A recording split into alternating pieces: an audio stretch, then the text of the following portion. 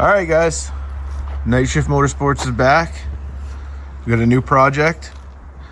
Found this car on the old marketplace, sitting in the woods of Maine.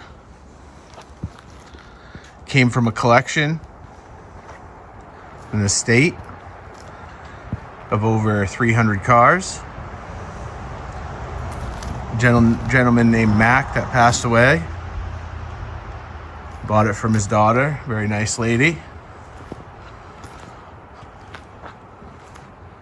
Just wanted to see these cars go to good homes and to see them live on. I'll tell you more about the story on that once we get it cleaned and inside and start working on it. But this is a 48 Buick. It's a Roadmaster. It's got a big block in it. Obviously, it's a street rod.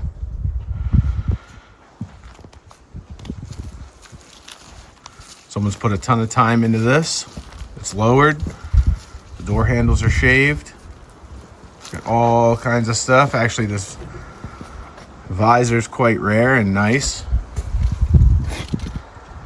The hood's a little janky. If you know these cars, you know they open sideways.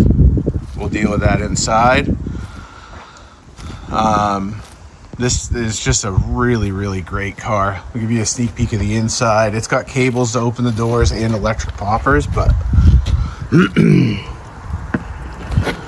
it's sorry, quite a time capsule from the, I'm guessing, 80s.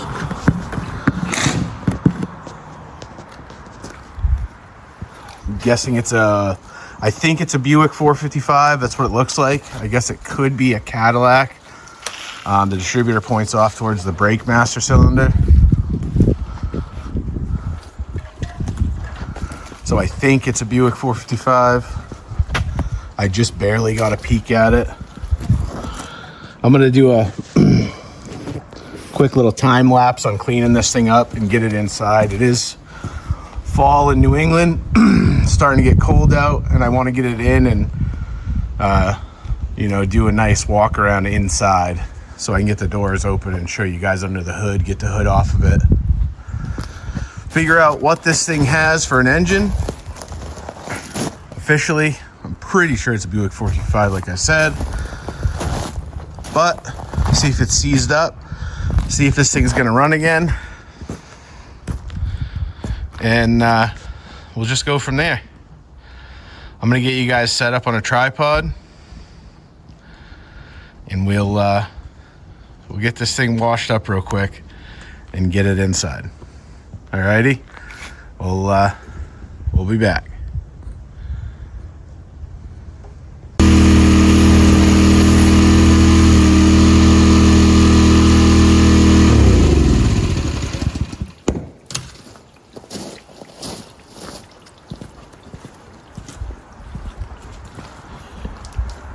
All right, everybody. We got half the car done. I'm going to take a little look at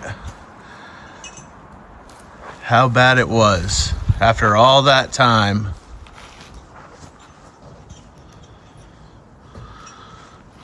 I don't know exactly how many years, but many.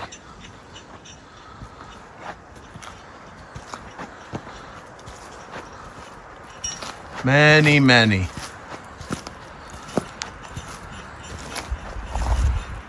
Seems like this car was many different colors also. See, pink, blue, yellow.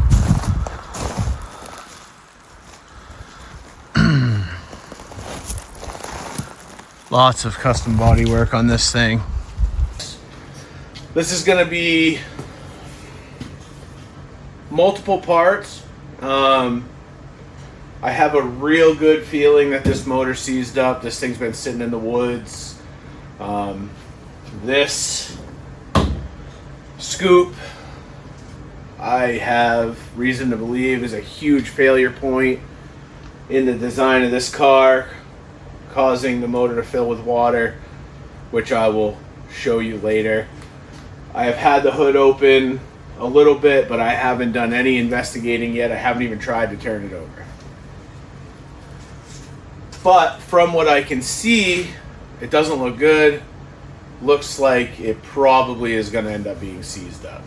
So, not good, but we got it inside. The shop is super crowded. I'm doing a solid axle swap on a truck over here, which we may start doing a video series on as well. But we're going to do a series on this. This is going to be episode 1. It's going to involve cleaning it up, getting the spark plugs out, seeing if it's even seized, maybe trying to start it if it's not, lubing up the cylinders, getting you guys a good view on it. This thing's got all kinds of custom work done. It's great. And telling the story of this car. It's got a cool story. And it's got more of a story than I know. And what I would really like would be to hear your story on the car. If anyone's got stories about this car, please contact me. From what I can tell, it was yellow, it was pink, it was black.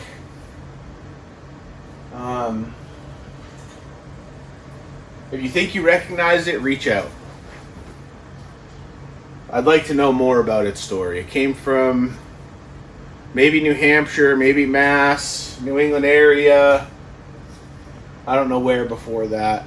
But I'll tell you the story that I got with the car. Everyone loves a good car story. It's got a great story. And hopefully the story lasts on this car. It's really cool. You don't see them like this. This is an original build from years past.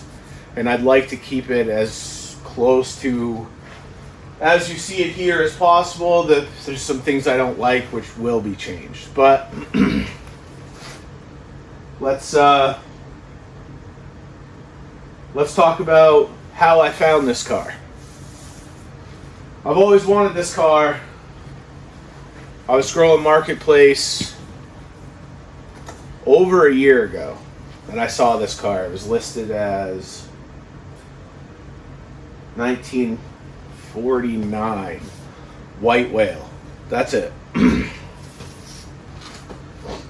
I sent a message, a real basic message. Had a big price tag on it at the time. I don't think that I got a response. And little did I know that this car was part of an estate that had been being sold of 200 to 300 cars. Then I started my YouTube channel, started doing some stuff, my Power Stroke that's outside, a couple other vehicles that you guys have seen, and I was looking for new content, and I went to look at a couple cars that didn't fit the bill, weren't nice enough, couldn't be saved, and we were out in Maine one day and I came across it again, and I said, what the heck, I'm in the area. Sent a message, said I can come over right now and look at it. Boom, answered back. We were there in an hour and a half. So, turns out this was one of 10 cars left. I don't know why no one bought it. It's really cool. It's got what I believe to be an Oldsmobile 455 in it. Could be a Cadillac, but I don't think so. I think it's 455 because the distributor's in the front, pointed this way. It's a big block. Could be one of those other Oldsmobile engines, 3 somethings, whatever they are, or 430 something. And the lady was very nice. She was super sweet. The car belonged to her dad that passed away. His name was Mac. And he owned a dealership where this sat for a number of years, in a collection of cars, 200-300 cars. There could have been more there, but at the property where these got moved to, which was his home, there was 200 to 300 cars. some people had been interested in this, had been some back and forth, but no one ever pulled the trigger. I made an offer, said, you know what, I'll take it. I'll be back in a week and I will buy it. Simple as that. You know, it's worth it. It's worth something. Someone did a lot of work to this. This might have been a $30,000 car back in the day. So I got a good deal on it. What I thought was a good deal, till I realized that water was probably leaking down from that scoop into the engine for a decade or more. I did know that it was covered up and had spent a long time covered up. So it sounds like this car had sat at Mac's dealership. An older gentleman, actually, I believe he was diagnosed with cancer. But he lived a long life. He was really into cars. He had quite a collection, and he was known around the area. He did work for people, and he, you know, he just really loved his collection. He had a lot of neat vehicles. There was right next to this, there was a 83, 79 El Camino. I believe it was an SS. Immaculate, from California. Still had California plates on it. Not for sale, but immaculate. Great cars. I can't imagine what his collection looks like. And unfortunately, in his age and, you know, diagnosed with what would end up being a terminal illness, he had to sell his business, and these cars all moved to his home with him. And eventually he passed away, and they had to be sold. And this was basically one of the last cars left. And, you know, in some ways I feel like it was waiting for me. You know, I saw it a year and a half ago, and what are the chances that it's still there? What are the chances that I can afford it? I've never owned something like this, a hot rod, street rod, something this old with so much custom work done to it. You know, it's just one of those things that you can't explain. It's just meant to be. So we made a deal. I went back and I got it. You know, we learned some stuff about Mac and his life and his family, and you know, his daughter. She was super nice. We bought the car. I met his son-in-law and his granddaughter, and you know, they seem like great people. Just a great family, and you know, I want to do right by them and get this car back on the road and do something with it. So we're going to try to do that, and you know, rightfully so. This car is beautiful. It's great. It's solid.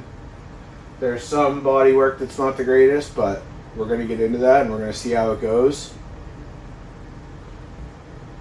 And let's do a little bit of a walk around. We get this hood open and I'll show you what's going on under here. I don't think I've shown it yet. It's been a while since I made the first video. So this car has all electric door poppers. And I don't know, whoever's watching this video probably doesn't know much about these cars. This is the hood popper.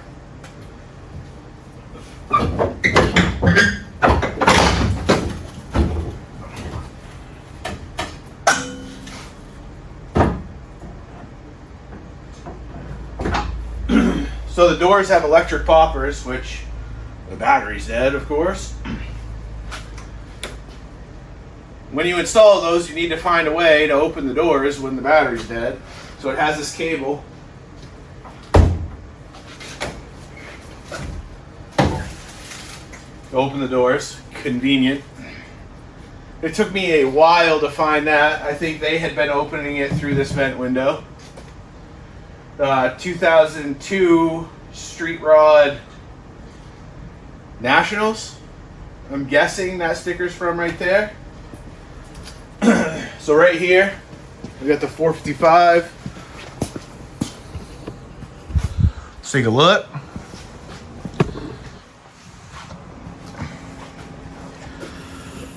So, see if we can get you guys in here and get a nice view on it. So, the HEI distributor. So you got some log style manifolds in here. You got some pink paint.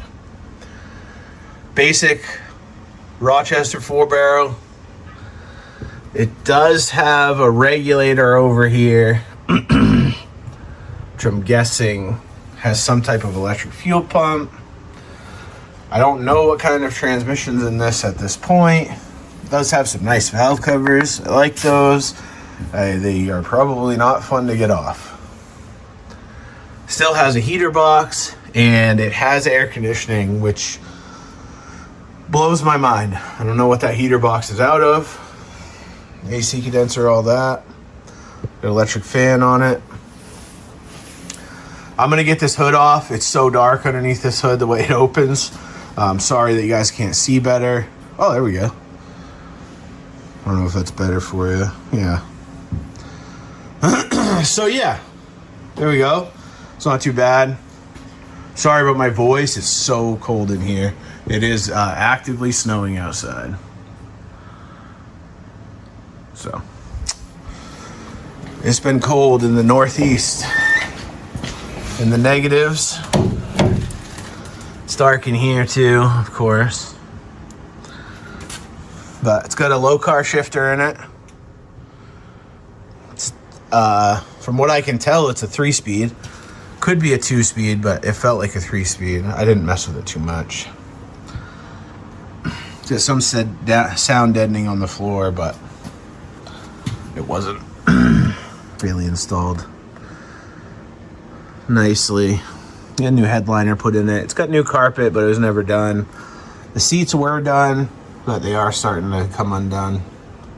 I'll have that fixed. Back seat's pretty good. Did all the door panels. Someone retrofitted electric windows. That's one thing I will change. This will go back to hand crank windows and doors without electric poppers. I am going to keep the handle shaved, but it will not have electric poppers. It will have cables either way. Or you'll reach in through the vent window. This does have crank vent window in the back. So cool. Again, electric pop trunk, which, you know, the bodywork back here is really falling apart. But this thing is, aside from the Bondo work they did for stuff like this, you know, you look in around here and there's no rust. Underneath there's no rust. This does have quite the stereo in it. But my assumption is that all that's probably junk by now. It's got different wheels on the back, and the rear end's a bit wider than the front end. This thing sits ultra low. It's scraped going on my low profile trailer. Couldn't tell what kind of rear end it has, but it looked like a 9-inch.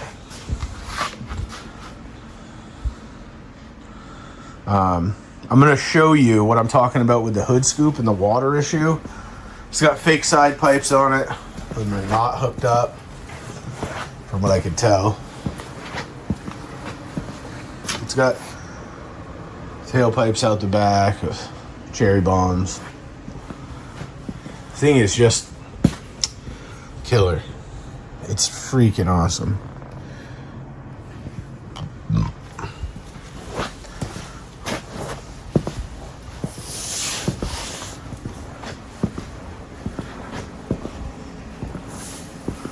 So, the hood scoop is sealed to the hood. And I question how sealed it is because of that ridge in the middle. That goes down. Or not ridge, valley, I guess you would say. And then this hat is sealed to the carburetor. And this hat was sealed to the bottom of the hood when I got it. But it's only sealed with silicone up there. So my assumption is there's no way water didn't get in this channel and go underneath this scoop and drip into that carburetor for 15 to 20 years. Now, I know it was undercover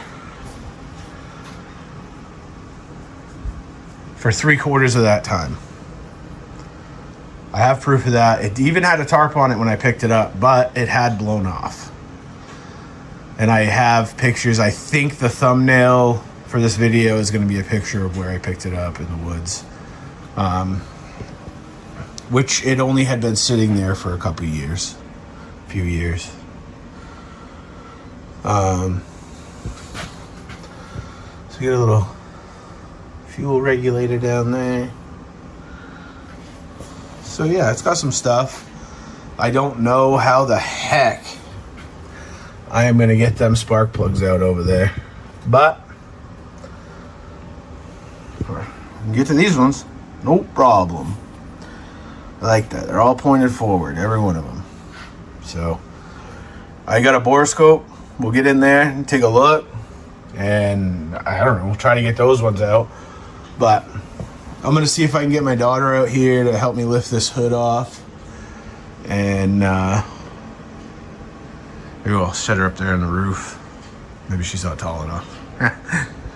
But let me get this hood off, and we'll try to get some lube in these cylinders, see if we can't get this thing to spin over. All right, guys, bear with me, and we will be... Oh, wow, that's cool. Hold on. This emblem, this Buick emblem, is clear.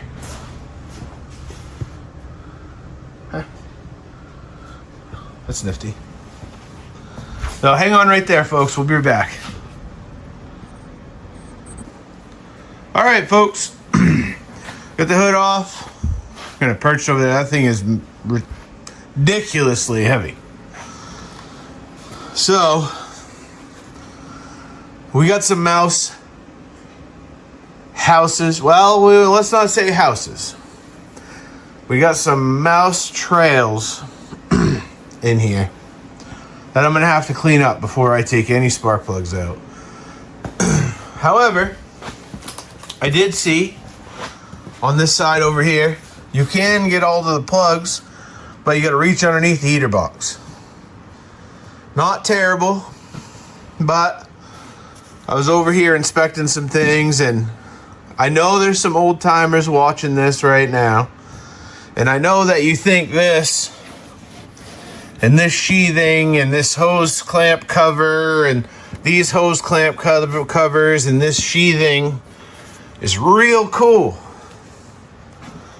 It's everywhere on this car. It's not cool. This stuff, all that, everywhere. Stop covering up your lines with hopeless bullshit. That stuff looks terrible after time, and it's going to take a month of Sundays to unwrap all that. Everywhere.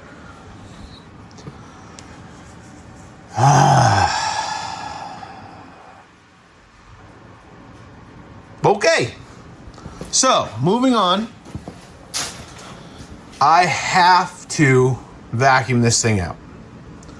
I don't normally do this, spend much time vacuuming, but let's get some of these mouse turds out of here. So, what do you guys watch? If I'm doing it, you're doing it. Yeah, we're all gonna, I'll speed it up so you don't have to do the whole thing, okay? All right. We'll be right back, folks. Hang tight. All right, folks. We got the Craftsman vacuum out. We're gonna go to town.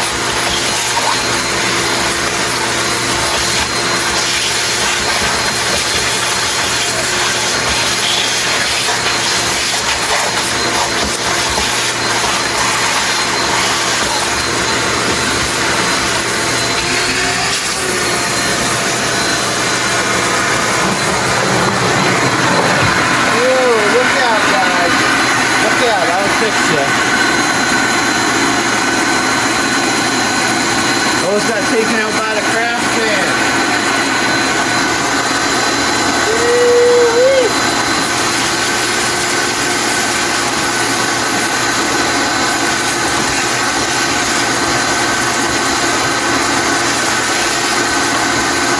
Action can be dangerous, folks. Especially if you bring it in the bathtub.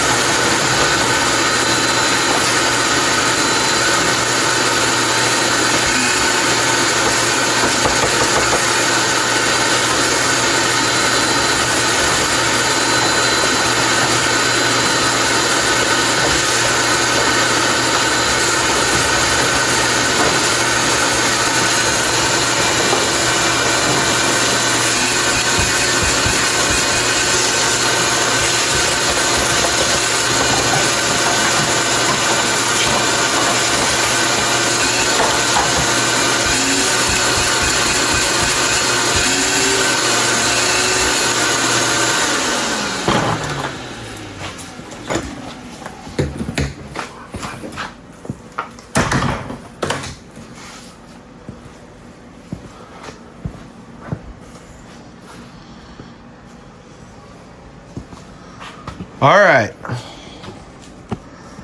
Got a lot of that mess cleaned up out of there. Gonna try to get some of these spark plugs out.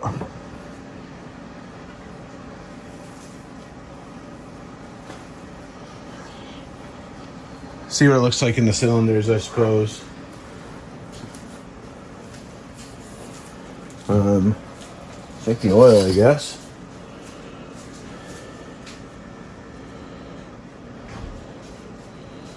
Water for sure.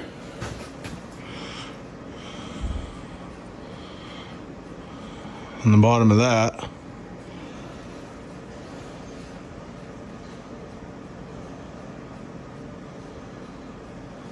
We're gonna have to drain that. So figure out how to get it jacked up, but more very well maybe junk, so Let's see what it looks like in these cylinders, see how much water is in this freaking thing. Ain't stuck on very much. Oh, maybe that one. Oh, steering shaft's in the way on this one a little. Oh, alright. There's all those. They actually tied these together nice. Attention to detail sometimes is a good thing, but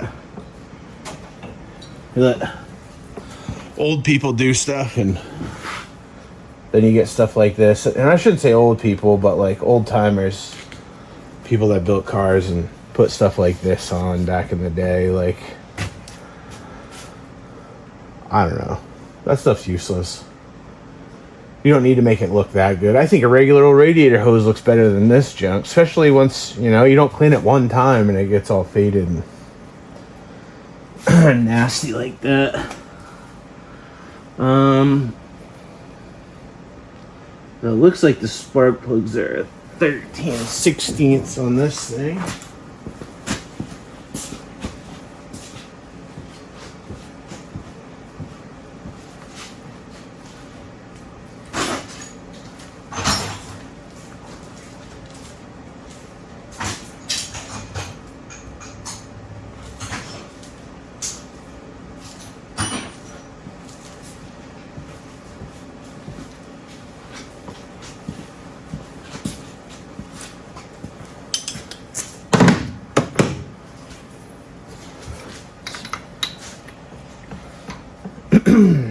Oh yeah.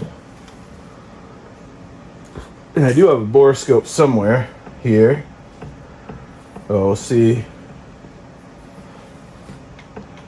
what it looks like.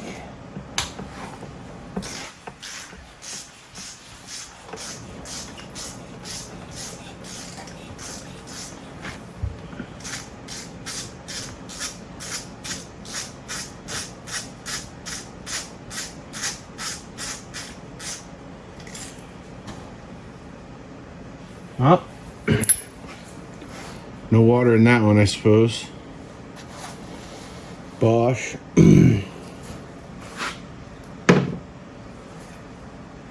That's alright up against the car and moving around.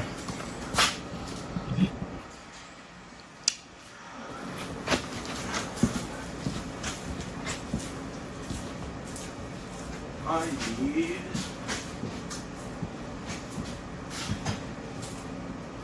to not be so slow.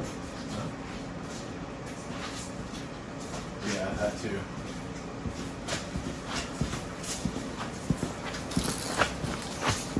To have that on these bigger jobs.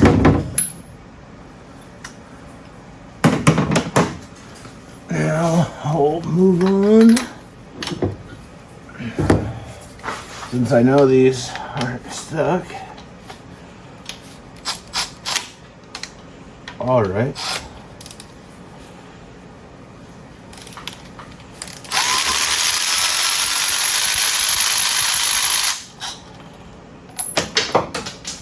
Bye. That one's on the floor.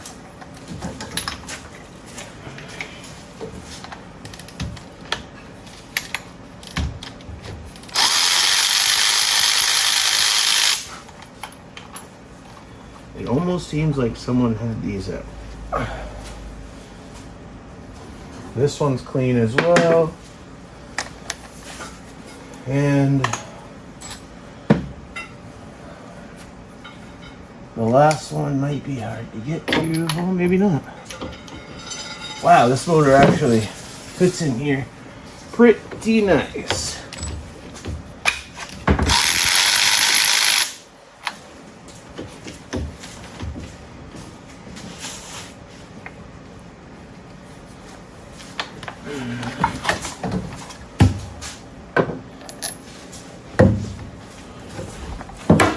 All right, guys. So,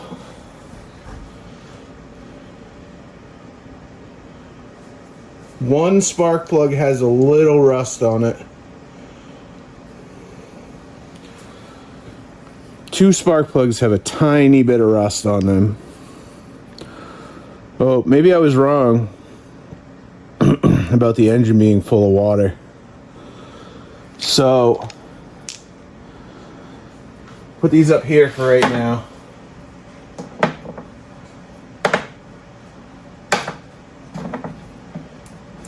I'm gonna put the oil dipstick back in just to be sure nothing falls in there, and we'll try to take the front two out on the other side.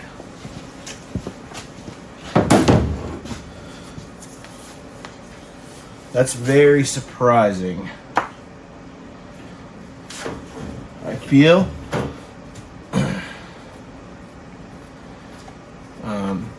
having a hood scoop like that, obviously out in the weather, is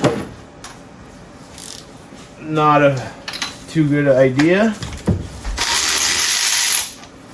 but you know, to each their own.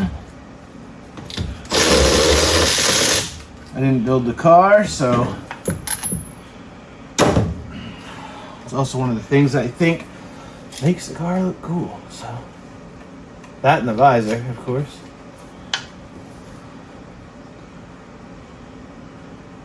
All right. These plugs are clean too. Not clean. But they're black. It was running rich. Look just like the other ones.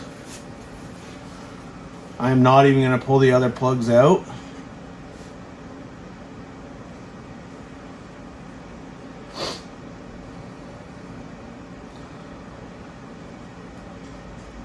I'm going to shoot some lube down the holes and see if we can turn this thing over.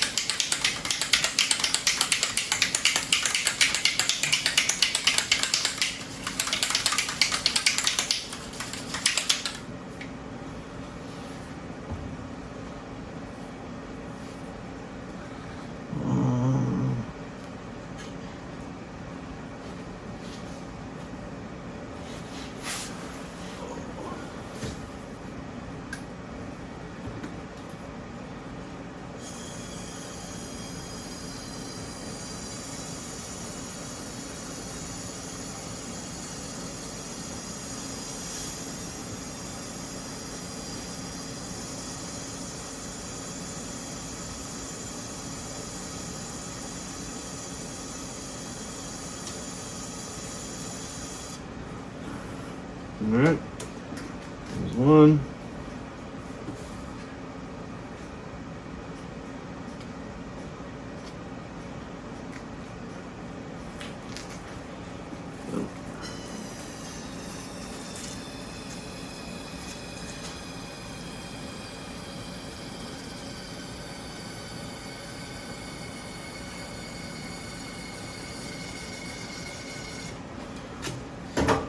There's two.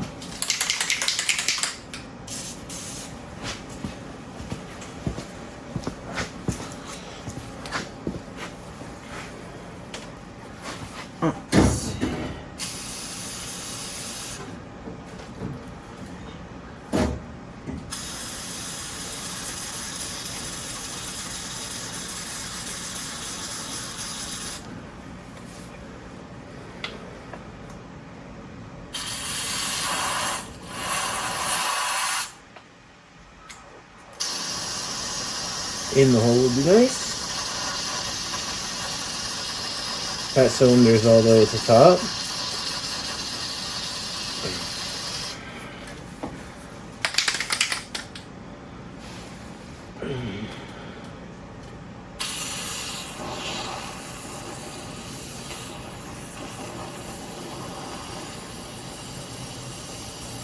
That cylinder seems to be close to the top as well.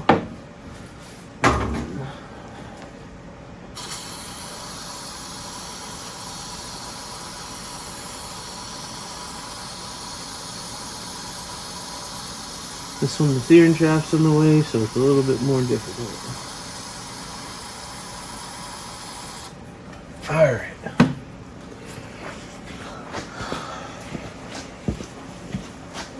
Now, see.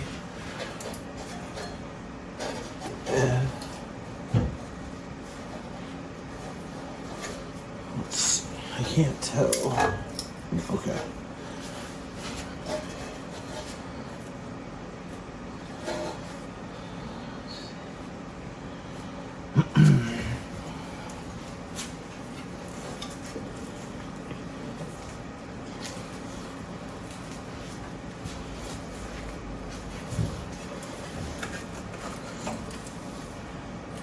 Ooh. She does not turn.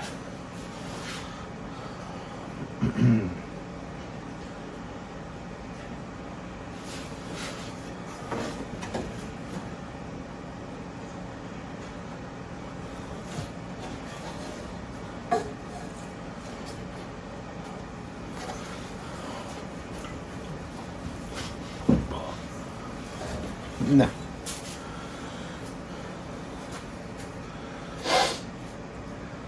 All right.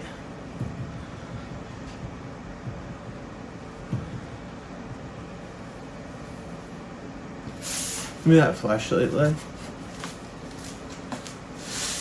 The yellow one.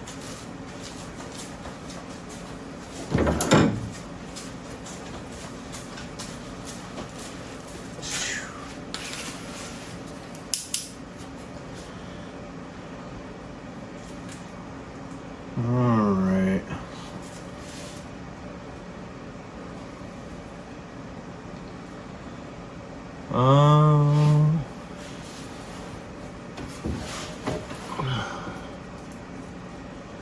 Uh-oh.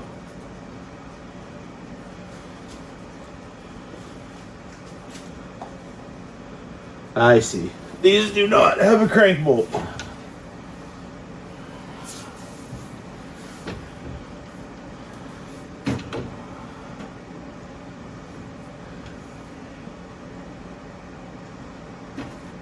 I see.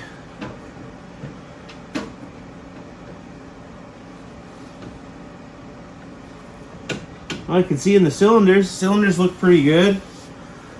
Not too bad.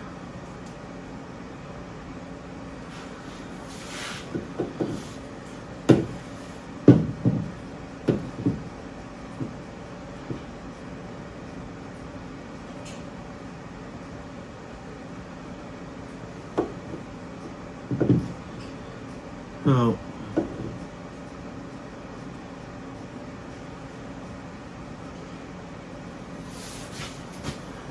I have the starter wire right here.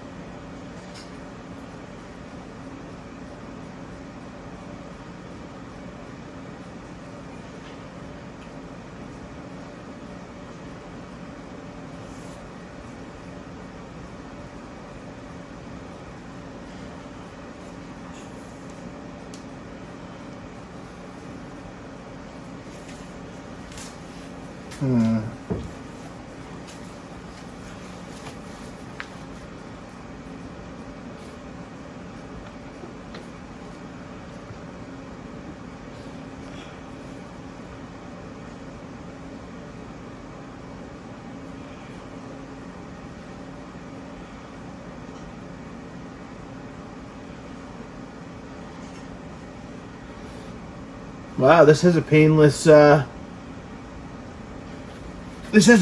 wiring harness in it. I was just reading these wires, and they're all labeled. Starter solenoid, ignition. Someone bought a real wiring harness for this. Alright, so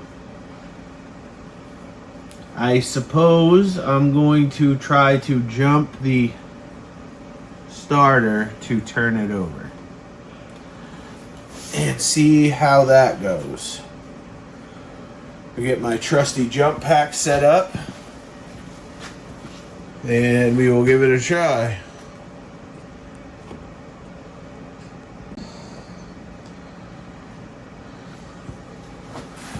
Alright guys, I think we got this figured out. For some reason when we're hooking the jump pack up to the starter, it's throwing a weird error code. So I gotta set the jumper, then hook it to the starter, and then we'll try to jump the starter over and see if it cranks. So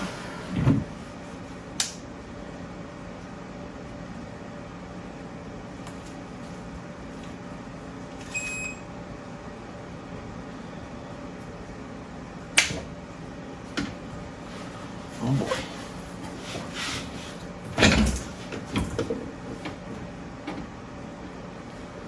Alright, we're on.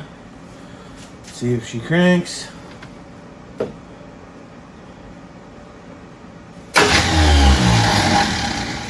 Well, starter works.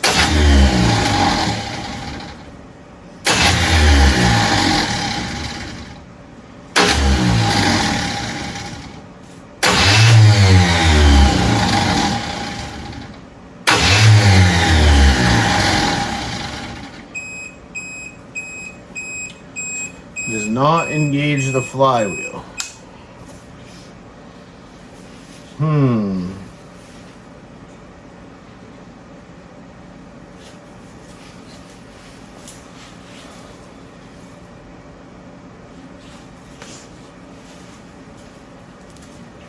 Ah, that starter's rugged. So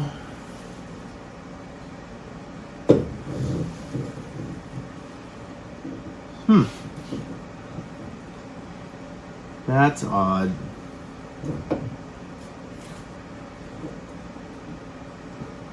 The only other thing I could think of is try to crank it by the key, I guess.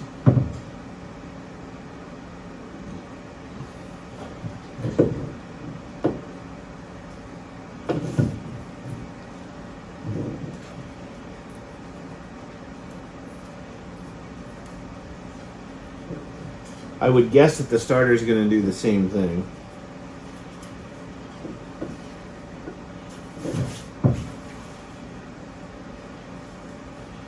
That would be my assumption.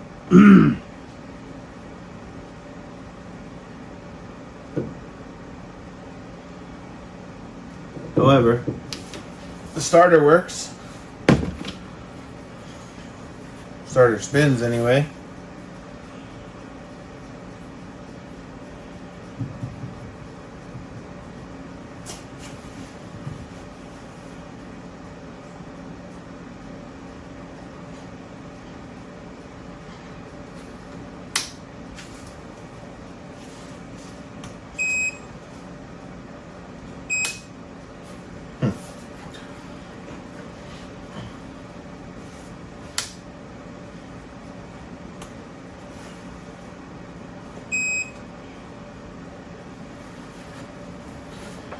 Probably try it a couple more times at least.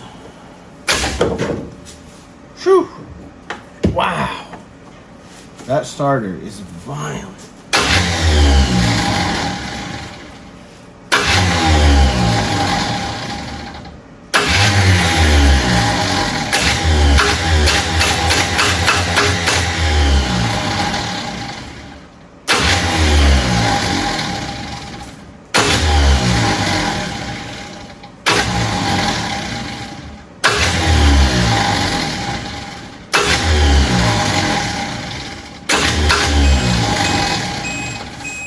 No. All right.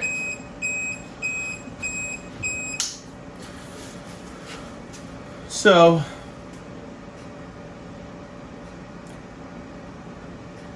the starter looks brand new. And before just putting a starter in it.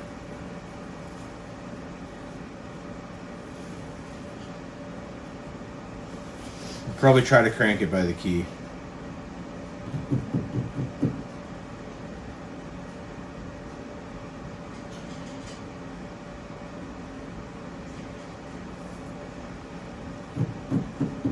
Wonder if this thing's 6 volt. I know for sure that HEI distributor is not 6 volt. Probably check the batteries that are in it and see what they are.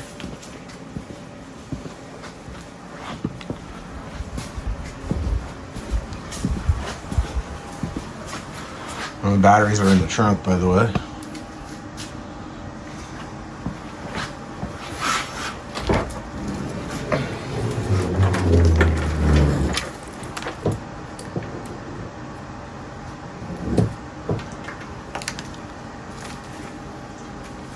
Just have 2 batteries.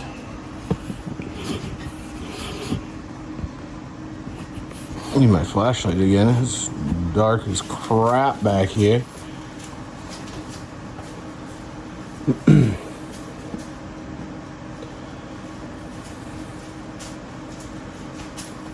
It almost seems like this trunk might need a vacuuming too, possibly.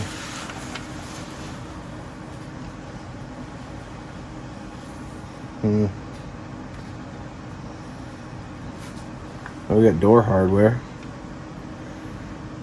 There is a full carpet set in this trunk.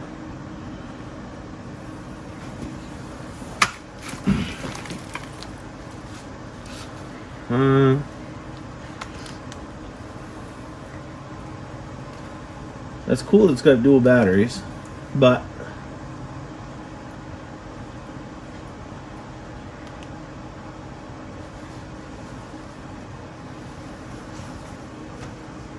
and that's negative to negative and positive to positive, and they are 12 volt. So nothing surprising here. This is a 12 volt converted car. This was a 6 volt car when it was new. No, there are lights in this thing on the trunk. That's nifty. Like I said, it was black at one time, and it was yellow, and it was pink.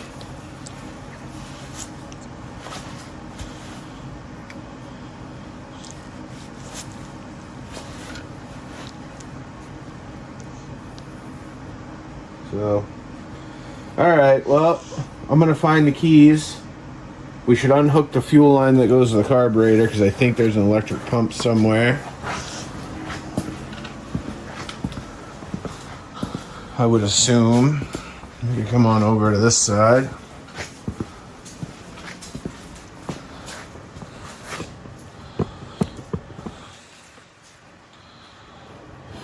Disconnect some fuel lineage over here. Conveniently, they turned all the clamps away. So you can't even turn the clamps. So that should be fun to deal with.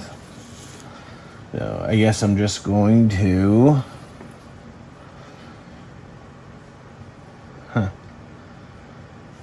What in the... What kind of weirdness is happening here? So fuel... It seems like all the fuel lines are loose and ready to cause a huge fire. I head over that way. But I'm just going to take the fuel line off right there.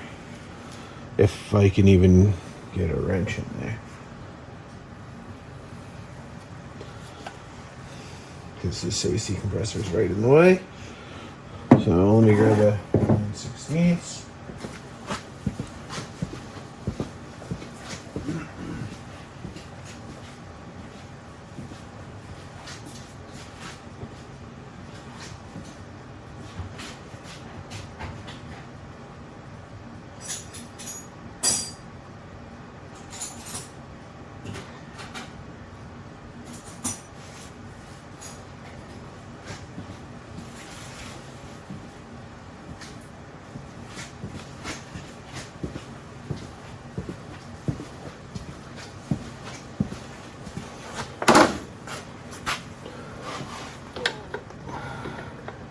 Like I said, definitely is a 5/8.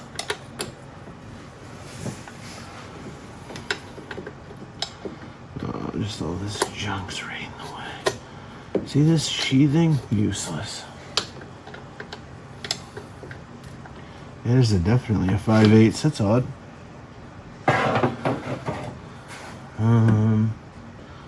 Yeah, that was definitely loose and leaking. I wonder how long they drove it like that for.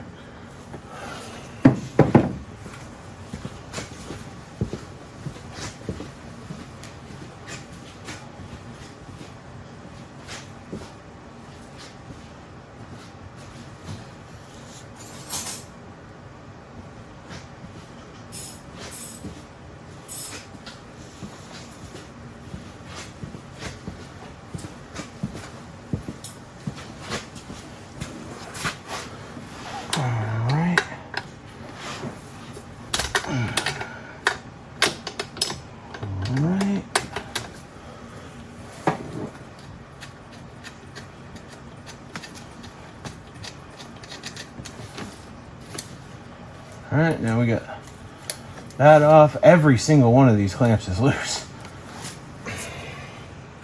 And that's why we don't worry about the decoration. Unless you want your car to catch on fire, just worry about clamping your stuff. It doesn't need to be so pretty.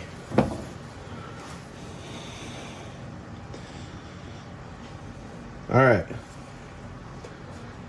Looks like we got a Edelbrock single plane intake on there. That's pretty nice. So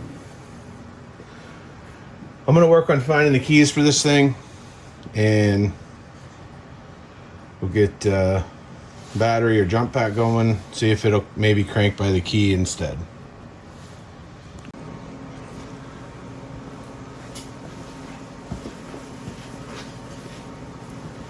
All right, everybody, we're back. So it's been a couple days. I did end up just putting a battery in the trunk. Figured out that mess a little bit.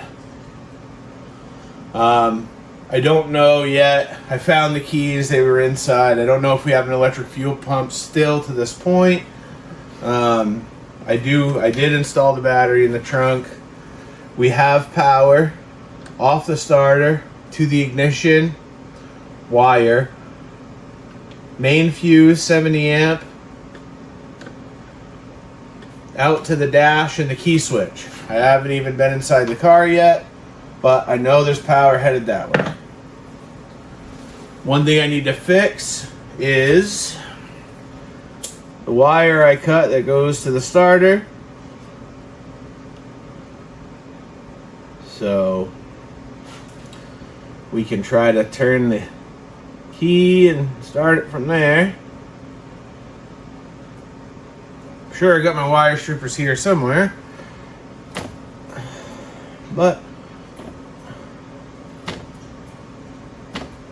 man, these painless wiring harnesses, well, I know aren't everyone's favorite, but the sheathing on the wires is really good. As you can see, I'm trying to burn it with my lighter, and it takes a couple tries to get it all off. So I'm just gonna wrap it real quick, and in case I do need to put my push button on it, we'll just connect it here in the future.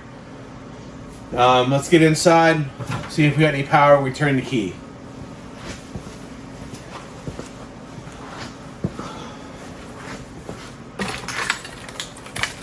So I do have the keys here.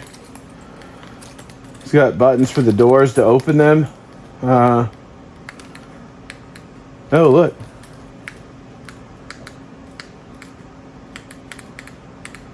Nothing. This one don't work, but... Oh.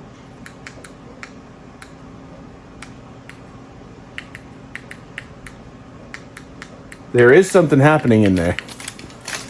All right. There's something happening in there, but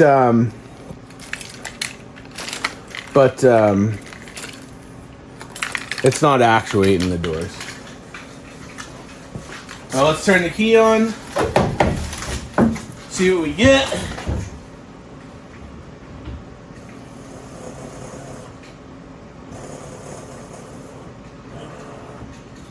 Oh boy. Alright. Is there fuel spraying? Did you guys see any fuel spraying? Because we got fuel pumpage. Alright.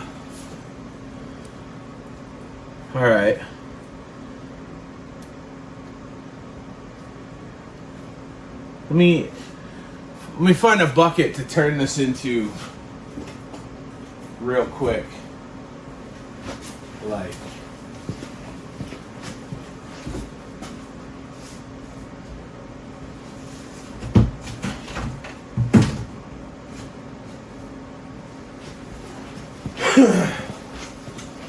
I just would like to see what our fuel looks like. Because we definitely have a fuel pump and I heard it prime. So, I don't know if you guys can hear that.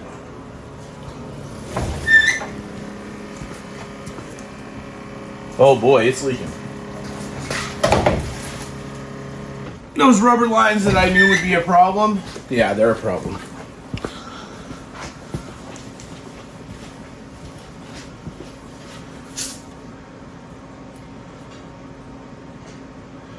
Whew. Wow. Yeah, okay. So, we did get some fuel up here. And it smells bad as can be.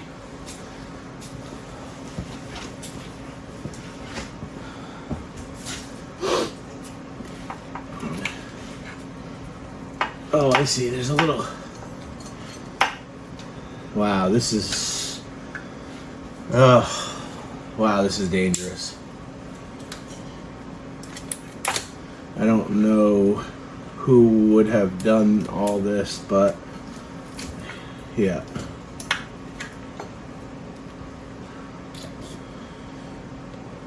This is not clamped well, good, or honest at all. I got a flathead over here.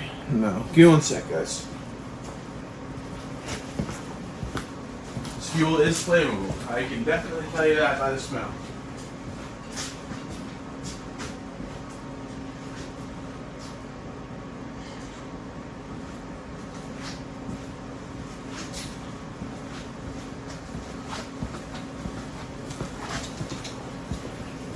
Alrighty, so I don't know what the heck is going on here.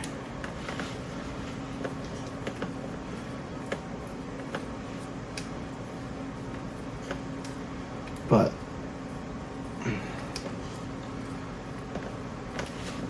I'm happy that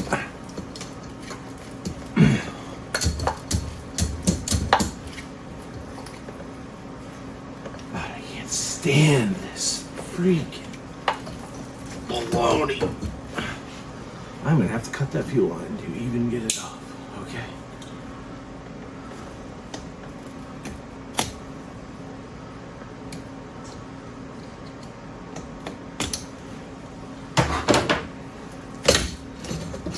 This. Well.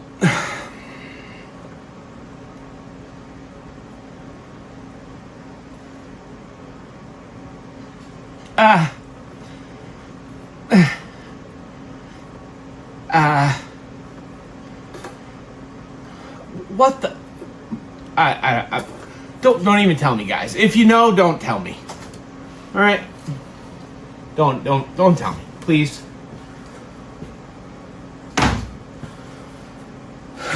Some questions are better left unanswered. All right.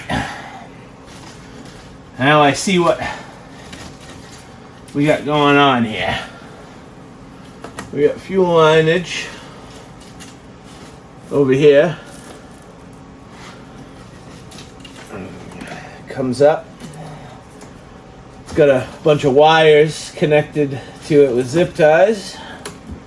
which is the way I run my fuel lines too. So I've definitely been here before. Alrighty. Now, if we're lucky, which I doubt we are, I can pull this fuel line right out. And maybe, number one, get this atrocious clamp off. Please stop doing this, people. They have jammed this sheathing all the way down this line, like in a ridiculous fashion. Now I've lost the line. Oh, goodness gracious. Just don't do it, people. Just don't do it. Don't do it. Alright. Let me get a fuel jug, see if we can pump some of this out.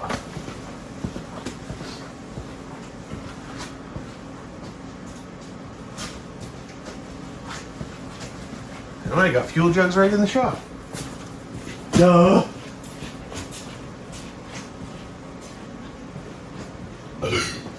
Whoa.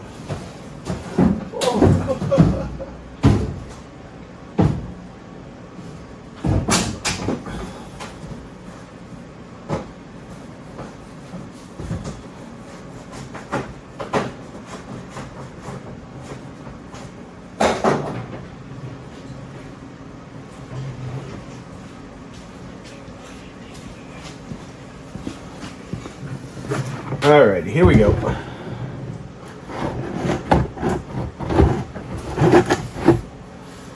See if I can get the fuel line back out of this thing. There it is. Alright, let's pump some fuel out of this tank.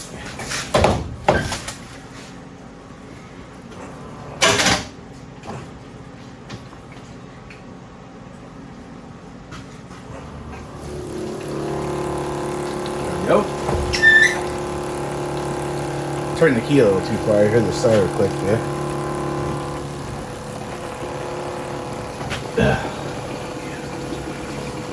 Oh, she is a serious pumper.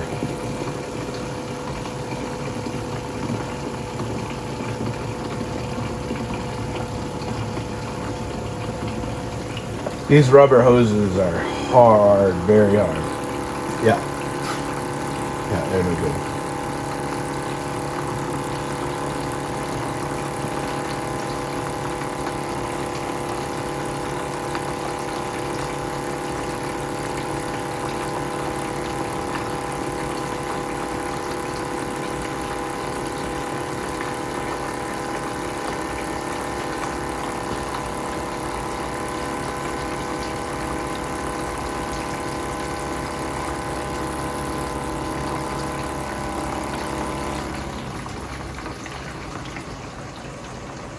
That's it.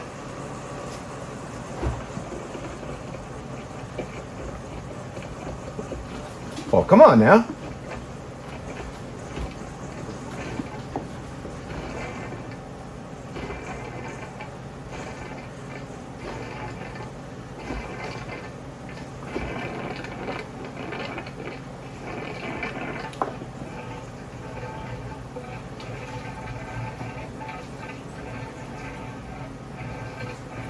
Well, she had a gallon in her anyway.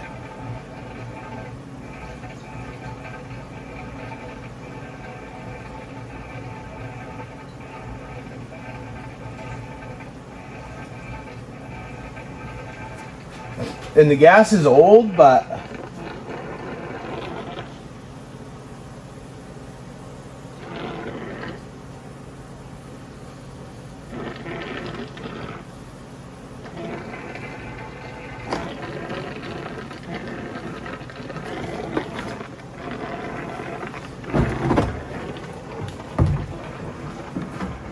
not too bad. All right.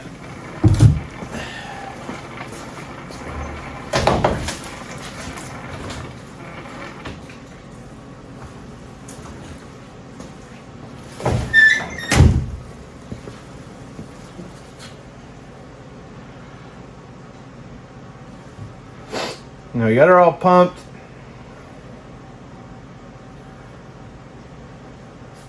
That's good.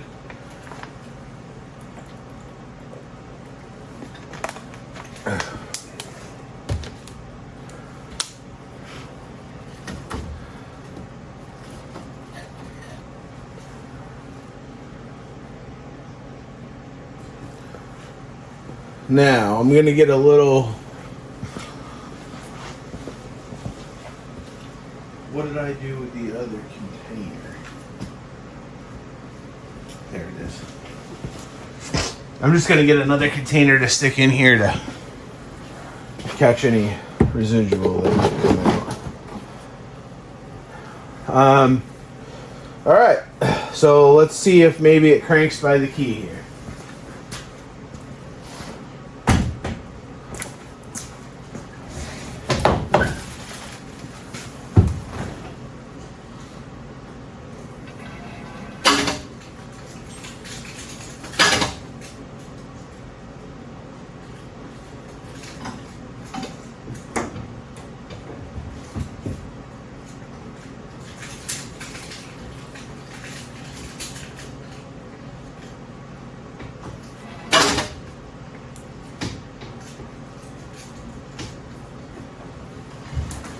So losing connection, I think? I don't know.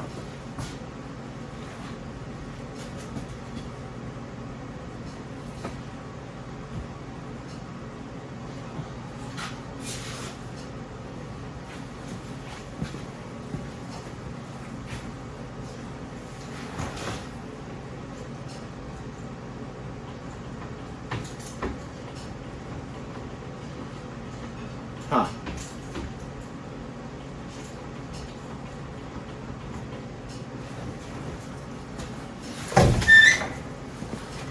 So, nothing on the key. Now,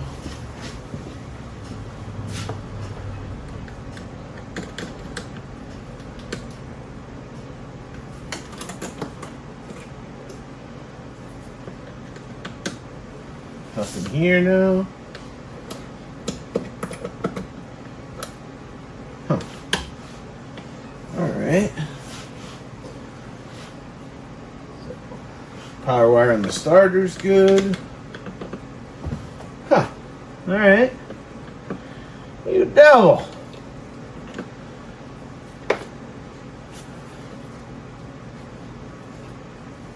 You little devil. Alright.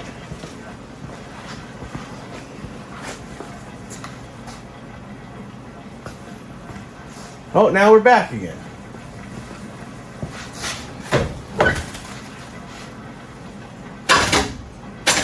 Oh!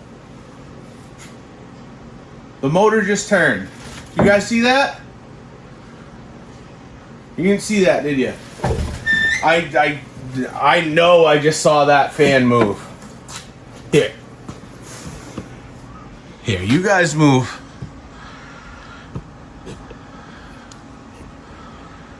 You guys tell me if that fan moves again. All right? What we got to do is get a good connection, though. All right? Let me know if we get a good connection.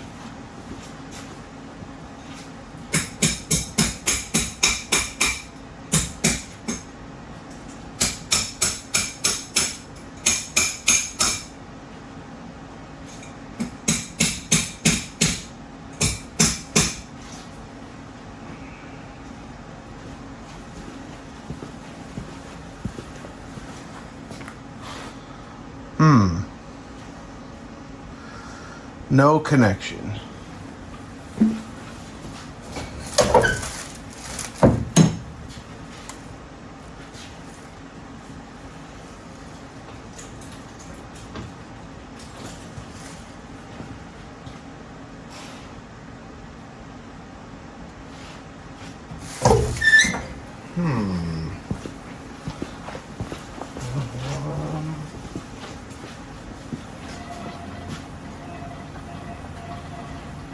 What the?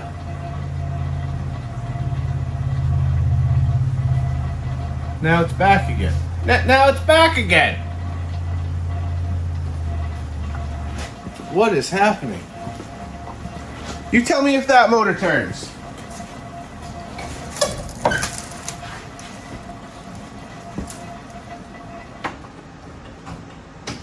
Nothing, huh?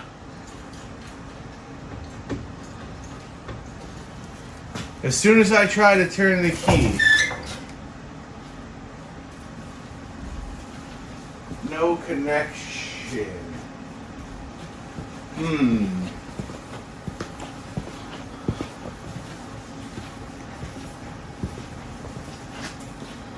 So where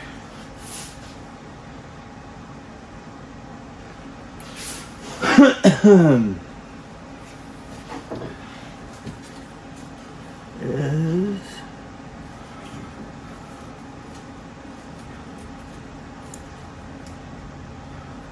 so we got a ground wire right here.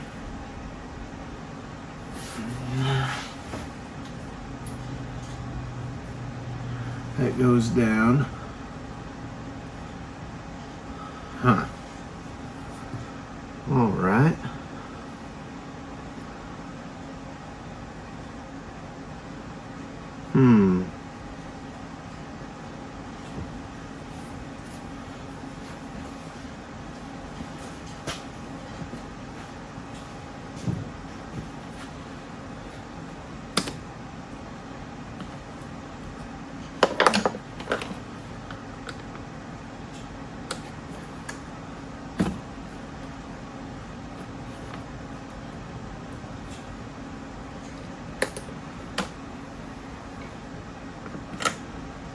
And this is direct from battery power.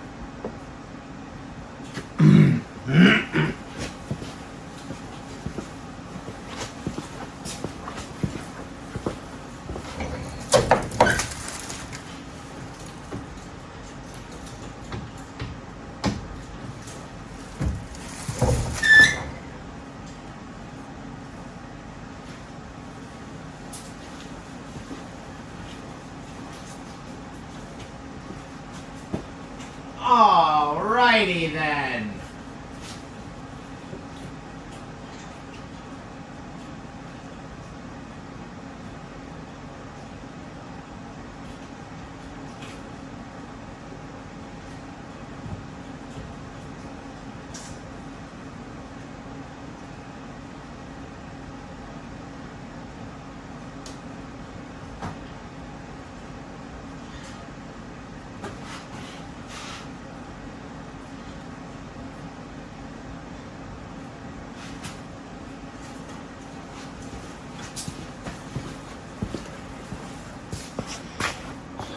Let's go look back here. I think we got a problem.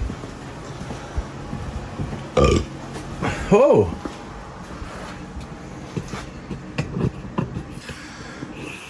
All right, y'all. See this little guy?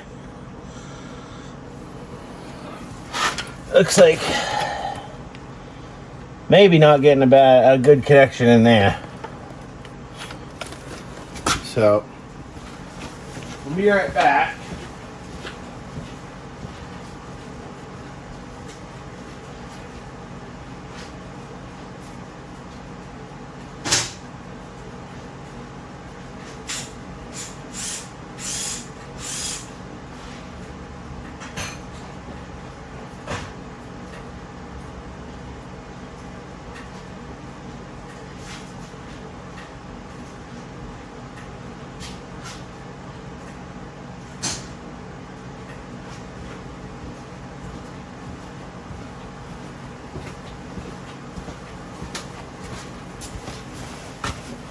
Now I know what you're thinking. This thing's got a nice trunk.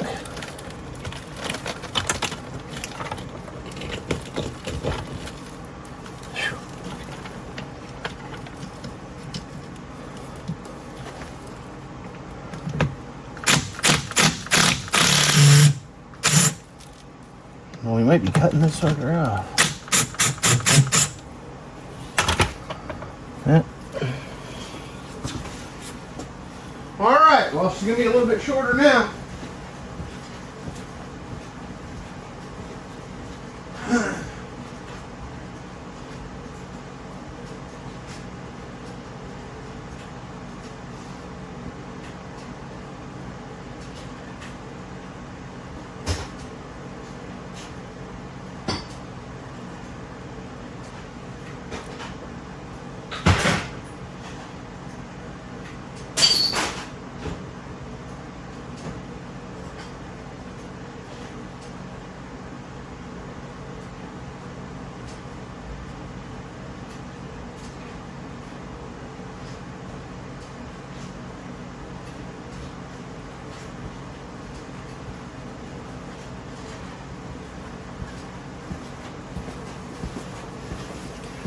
Alrighty.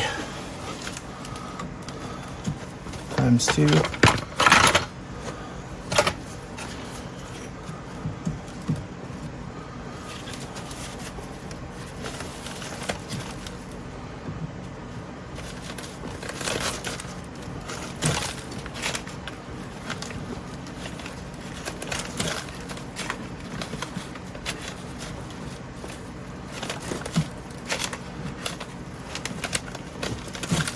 This is like old school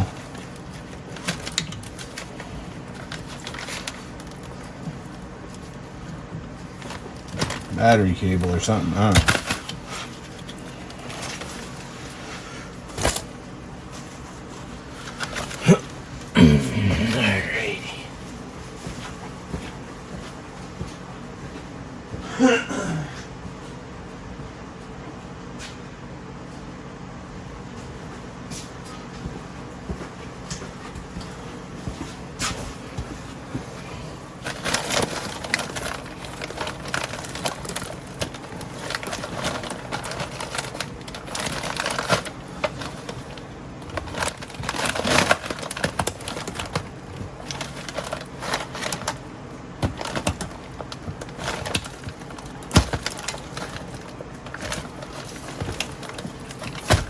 Wow, maybe this whole negative cable's junk. Look at that. Wow. Well, whatever. Put her on there and see.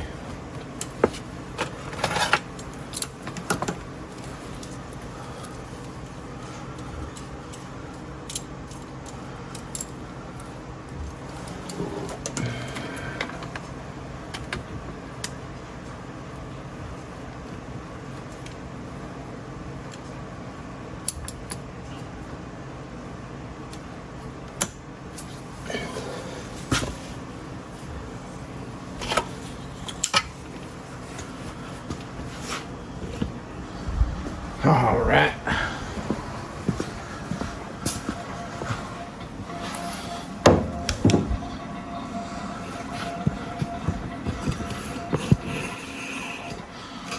Says we got power.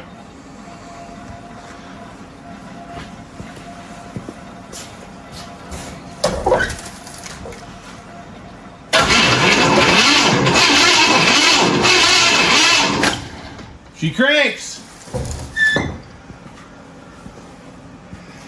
She cranks. It ain't seized up.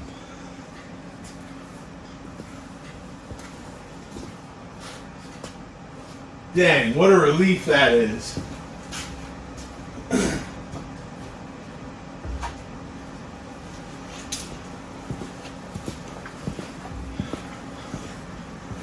I can't believe it.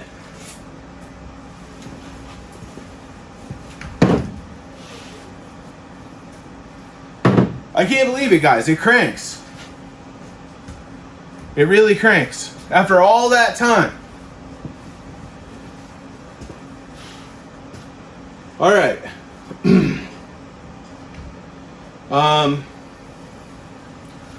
You know what? Let's just see if it's got spark. We're already right here. Let's go to the other side. Bring you guys right over here.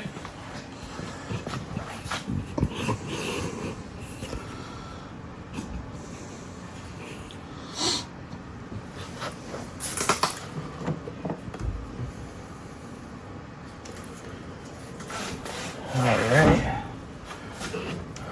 Now, I am not going to be able to watch this, but you are. And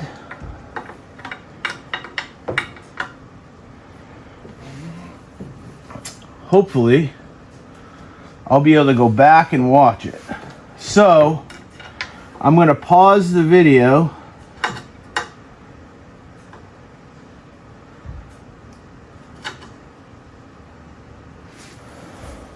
I'm going to set you guys up right here. Okay? Hold on. Excuse me while I do so.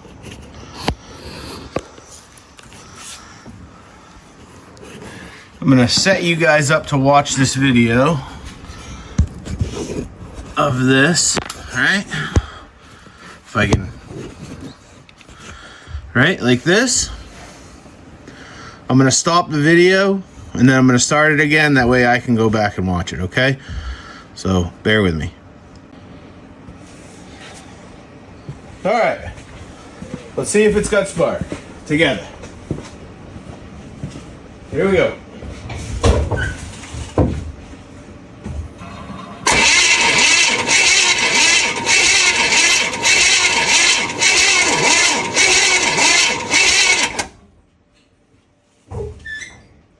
And yes, the engine's galloping, but remember, it's got 2 plugs in it still.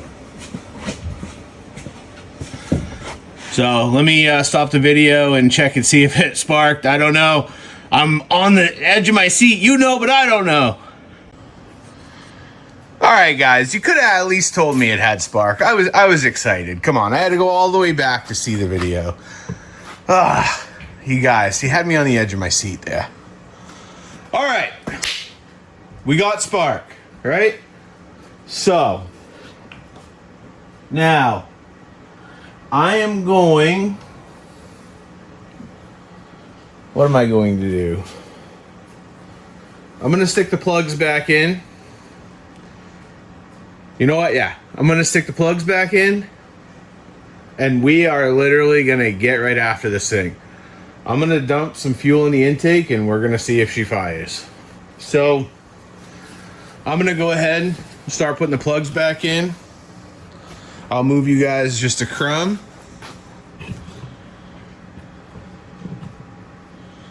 We'll pop these suckers back in.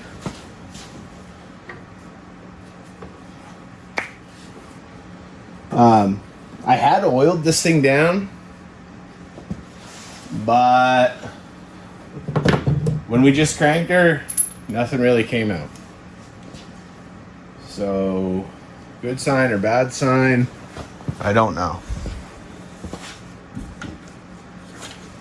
But, we'll see what comes our way.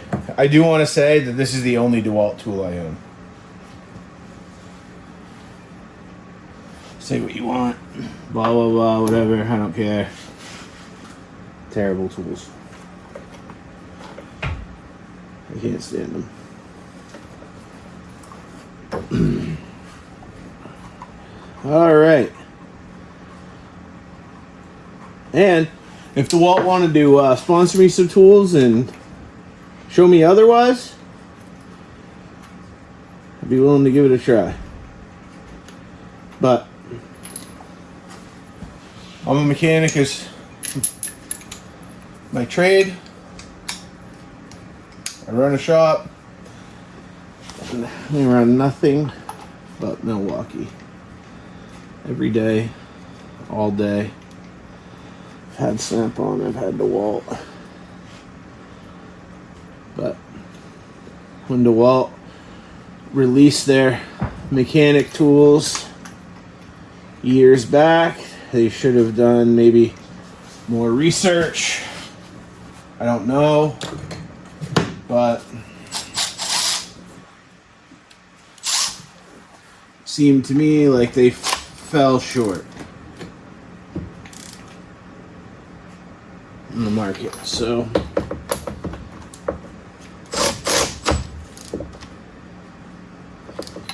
that could be personal preference. Let me know what you think, actually, you know? I know it's a standing debate. I know people love DeWalt tools, and I respect that. This flashlight's great. I don't have a single complaint about it. I got it for free in a storage unit, so.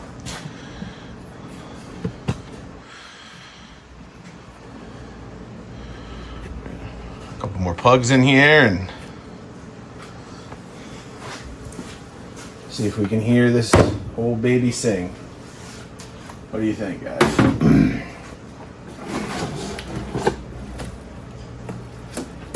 There ain't nothing, and I mean nothing,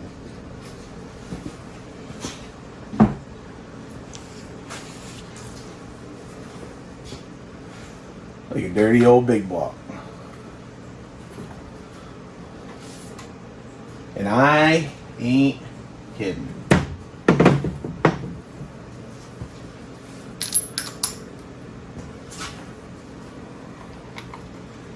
I wish I was.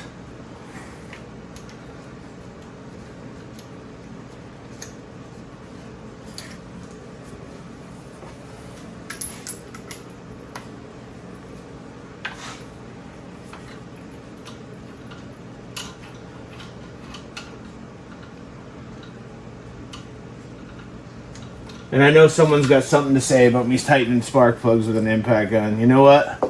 When you own it, come do it the way you want to do it. Or, I mean, it's just an electric ratchet. It's not even an impact, really. You know, but that's my point. When you own it, feel free to do it your way.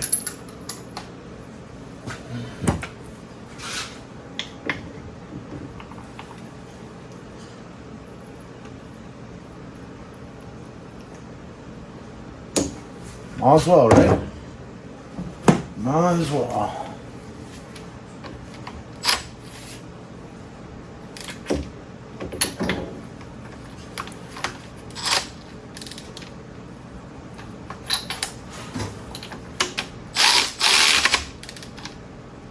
Plus, I mean,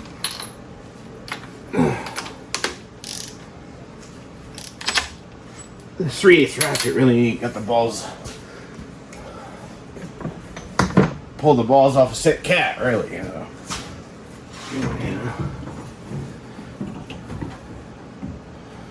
Uh-oh. Did I mix these up? Uh-oh.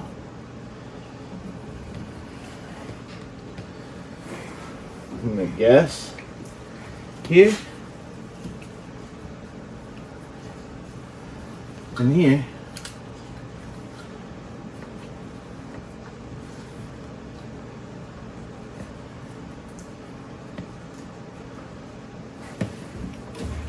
And here.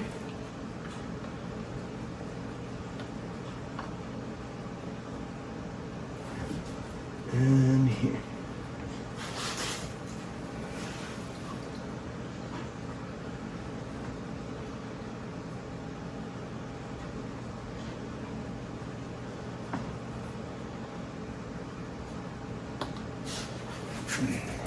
All right.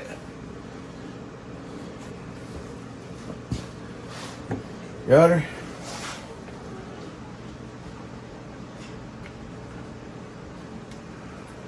There ain't really nothing down there besides dust and dirt.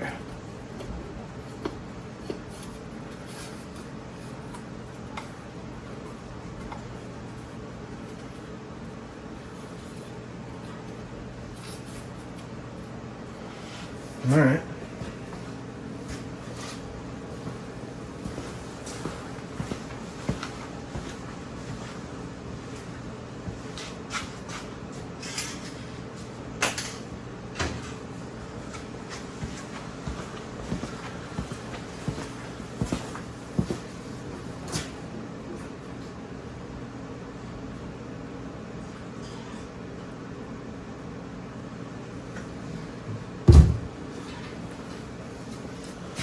All right.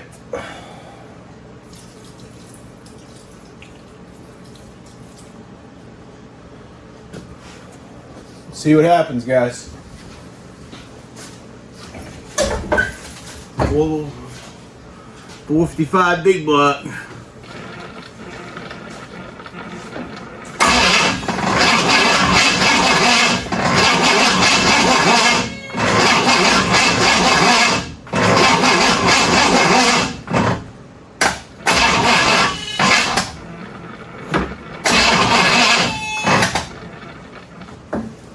She is not cranking over fast enough. But I got an idea for that.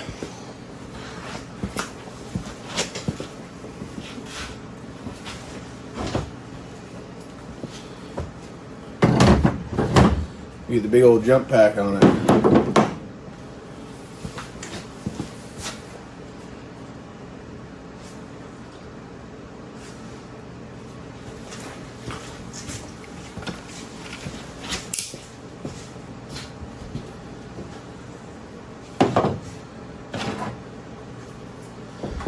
get this jump pack a lot closer to the motor than those rear batteries. And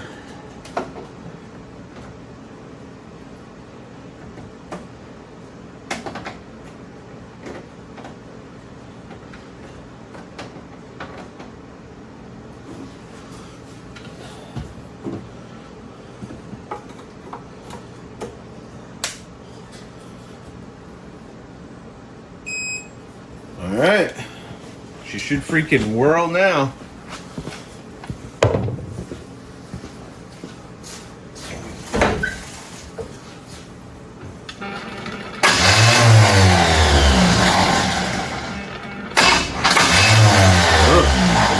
Maybe too much.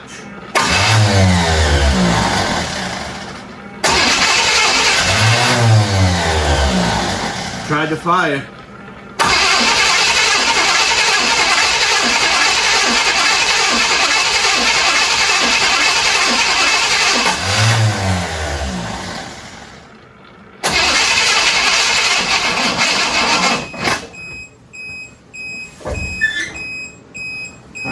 All right.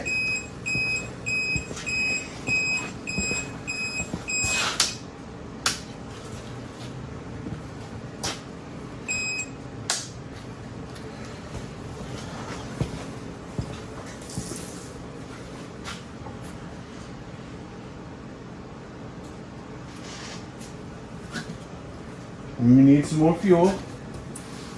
It's all right.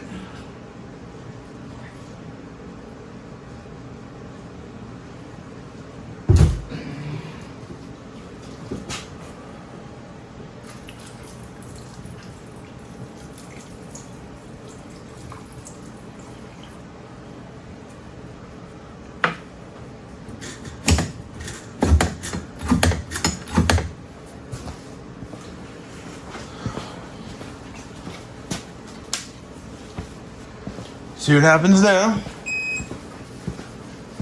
Come on, Will.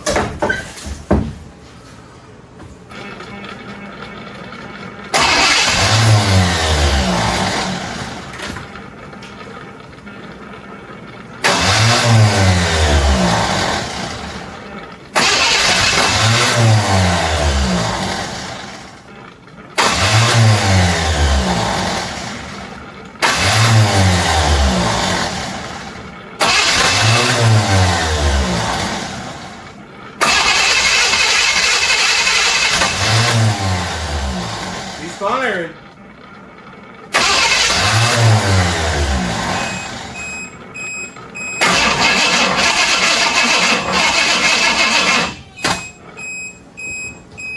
The starter is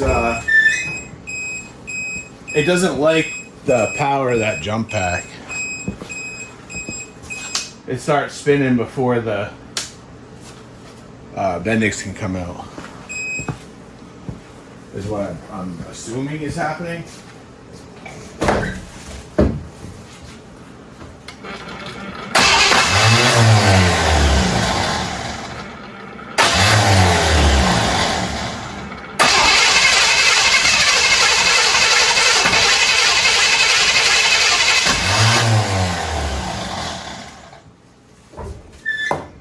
It is firing. And I can smell it out the exhaust.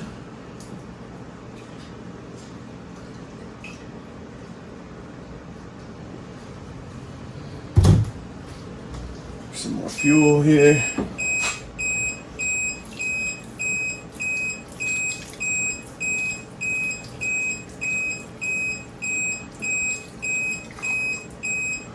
One thing I cannot stand about this jump pack, if I wanted it to shut off, I would let it know. Trust me.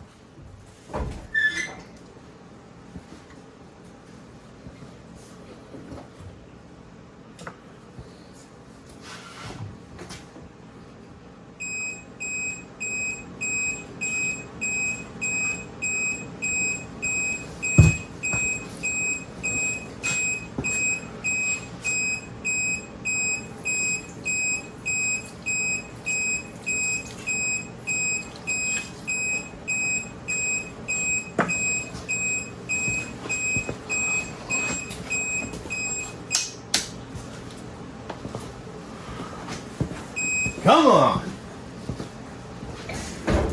I've seen a little bit of smoke.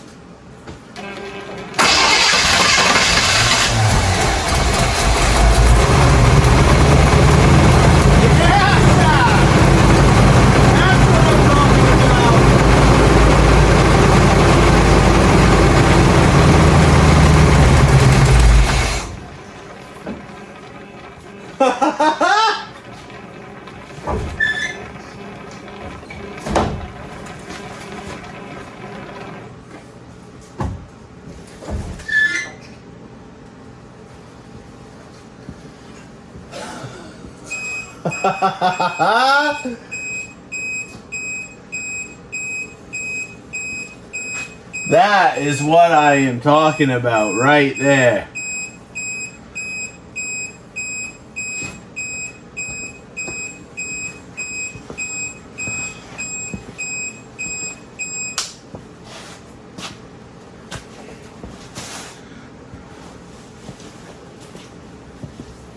Guys, this thing just ran after 30 years sitting. 30 years off the road. Someone's dream. Someone's blood, sweat, and tears. Someone put their life into this car. And we just brought it back from the grave again.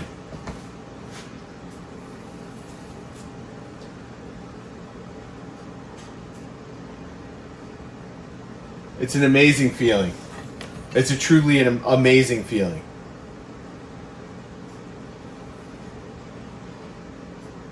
I'm literally shaking.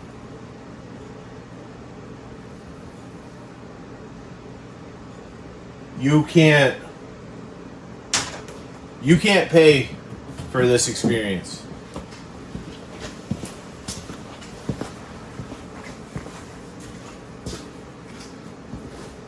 All right.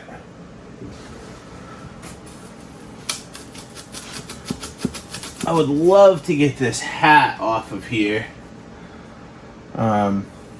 which I'm no longer going to use.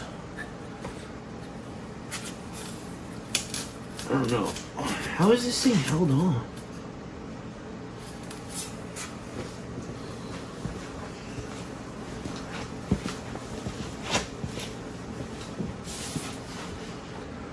Oh, I see. They're using the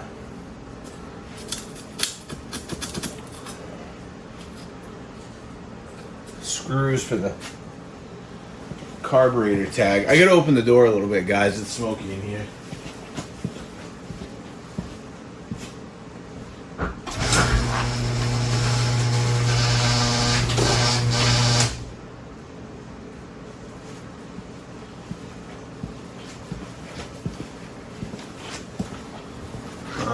So a little Torx bit.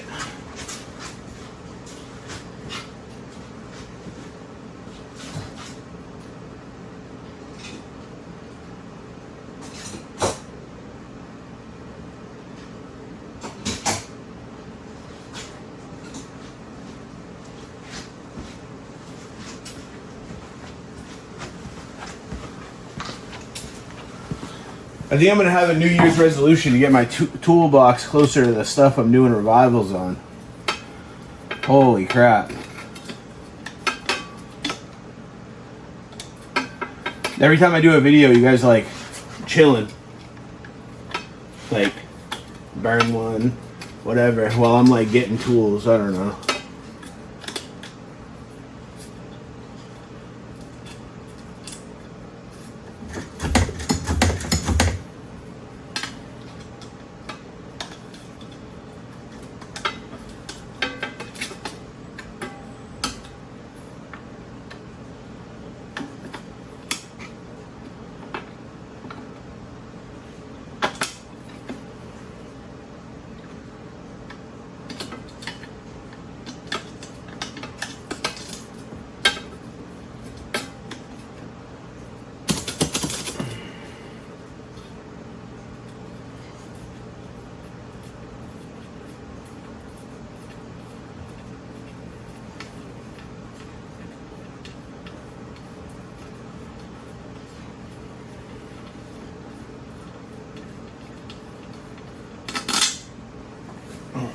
Alright, there's one screw.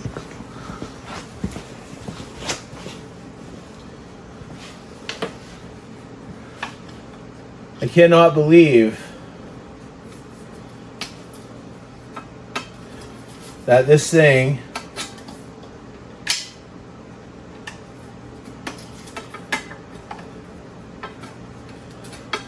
is not seized up after all that time sitting. Oh man, this carburetor is dirty. Should have done this before, but if we could handle all that rainwater and dirt and mouse pee and poop and carcasses and whatever else going through the engine.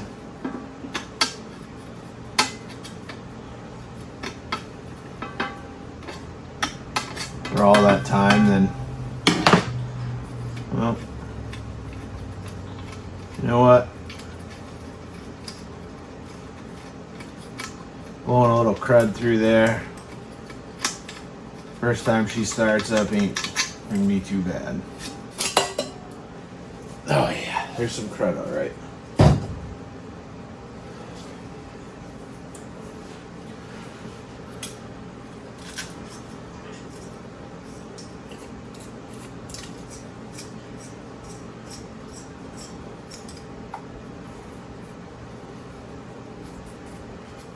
Oh man, there's some fucking crud. Ooh, kid show. Ooh. One more carburetor tag. Apparently that was an option on this here.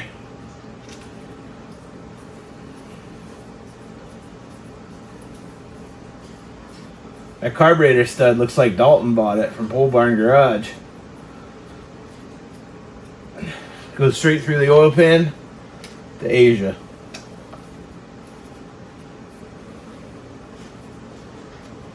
Alright. I don't know how important these screws are, but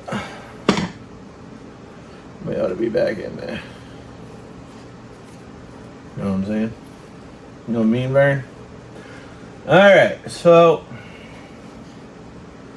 I don't know. Let's fill the bowls a little. Or try to. Huh?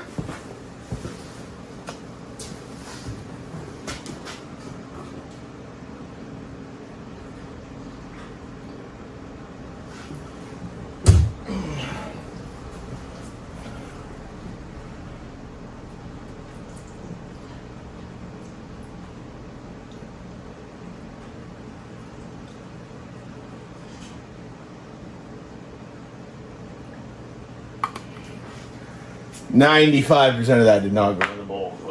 Alright, well, let's see what happens.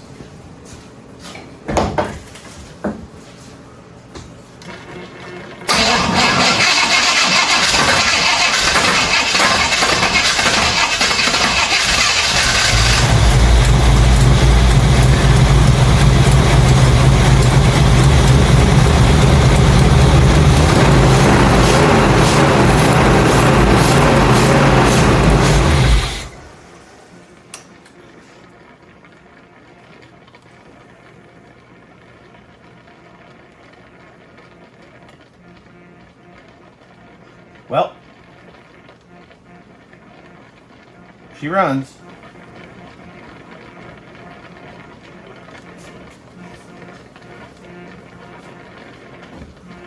So we got steel fuel line here.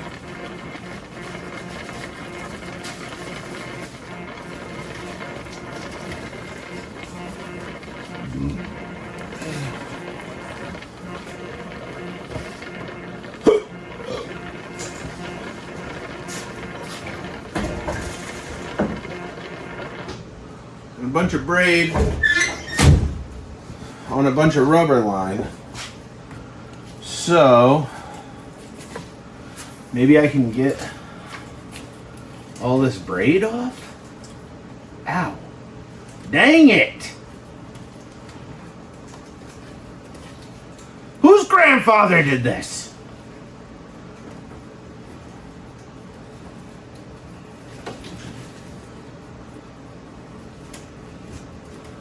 Oh, you know what? I got an idea. She runs, guys. Ladies and germs.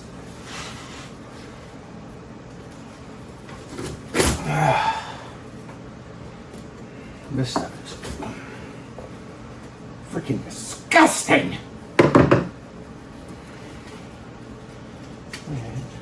Wow. We got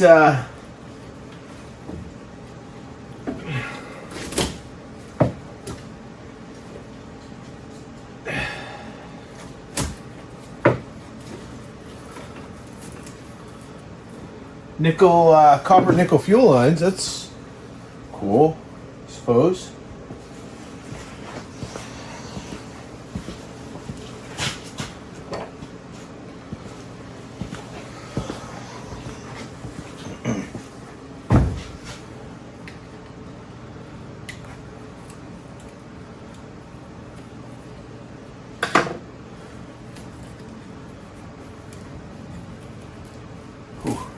Cut that off too.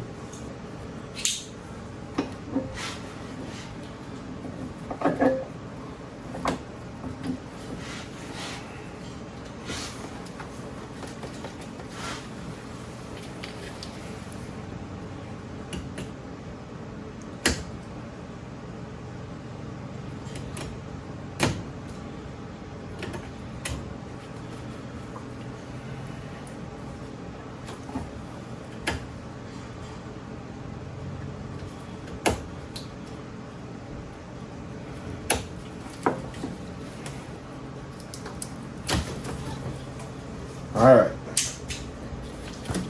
fueling's off, and the rubber is dried up. So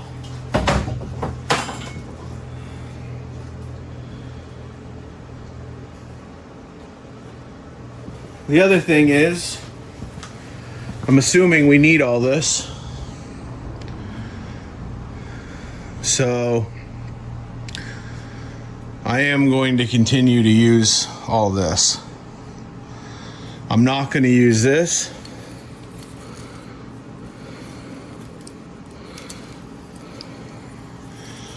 I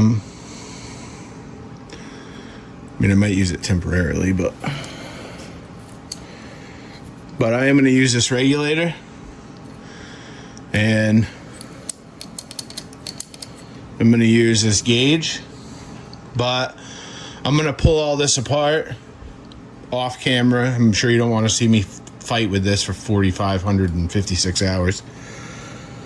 And I'm going to put some new rubber line here. And some of this thread sealing tape that doesn't need to be here off of here. Someone's grandfather again getting after it. But yeah, we'll be back, all right, guys? Let me handle some of this. And I got to get some rubber fuel line and gas, too, all right? We will be back. Thanks for watching. And just hang tight, all right? For you, it'll be quick. For me, it'll be a little bit. All right, guys, we're back. So today we're going to do an oil change, which I already started. We're gonna build a new fuel system here. As you saw, all these rubber fuel hoses were junk. Got some new 3/8 fuel hose, some new derrick clamps. Got a new Wix filter, derrick filter 33003. This is the 3/8 version. If you want 5/16, it's 33002. 33001, I believe, is quarter for like lawnmowers and stuff. 5/16 for like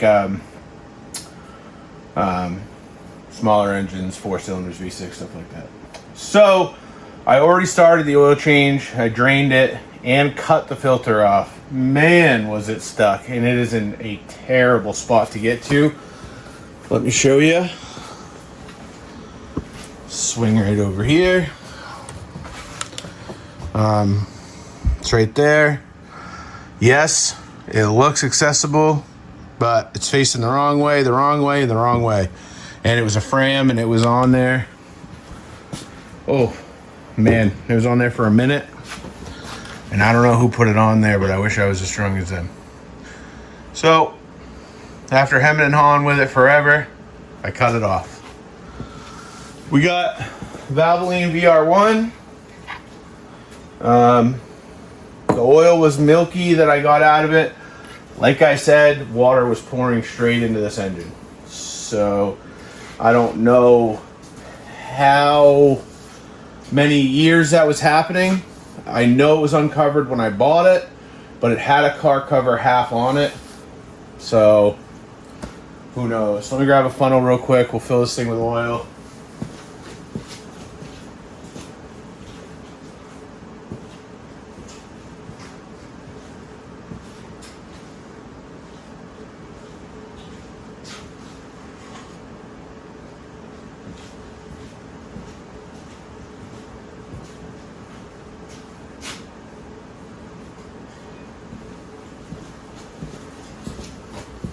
I found the smallest funnel in all the universe. So, prepare for this to take 937 years. Again, we got VR1 here. It's the goodest good stuff. For engines like this, high performance race engines. I do not run VR1 in my turbo cars, but I will be in the summertime.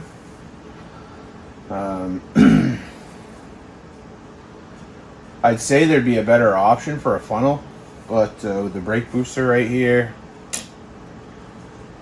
yeah, we're gonna go with a no on that one. So I might speed this up for you guys. I should have just done the whole oil change off camera, I guess. Yeepers crow.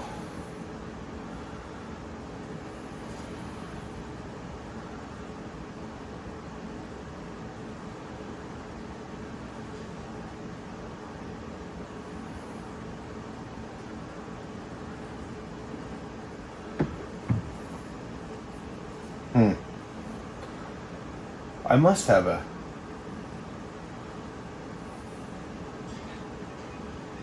old oil bottle kicking around somewhere here. You can just cut the bottom off of. Get it in there.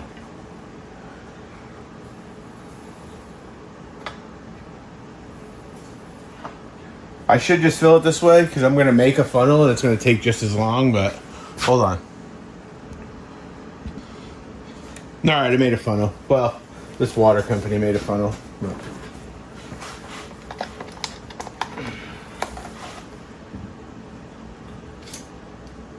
Oh, yeah. Dump some straight on the floor. I was trying to do that, though. The floor hasn't gotten oiled at all this year, so...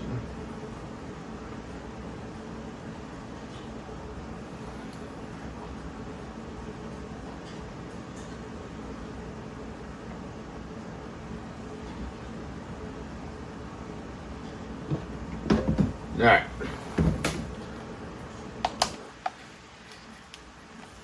That was fast enough.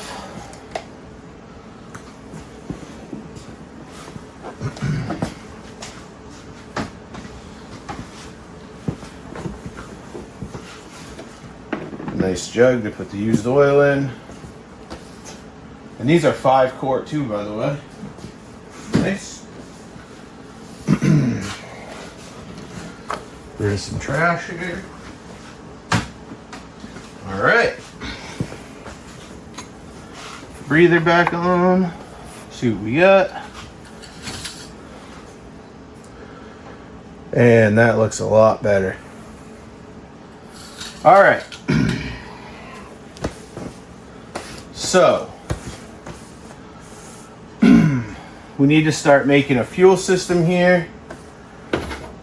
We'll start with a piece of hose. Whew, hose is cold. All right.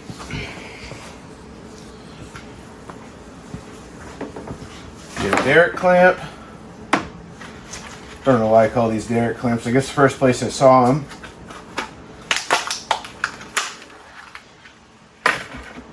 Maybe the first person I saw use them, actually, I should say. When I first saw them, I guess I thought they look kind of chintzy, but hey, you know what? I don't carry a leather person tool around like Eric does, so they're kind of handy if for some reason I gotta pull the fuel line off, I suppose. So we'll pop this on here the way they had it before. It seems like this car has all copper nickel lines in it, which is neat.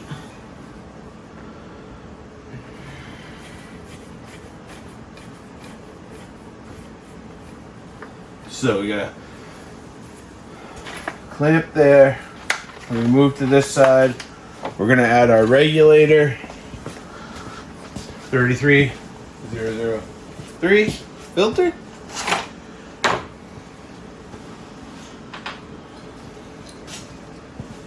Bring you guys over this side.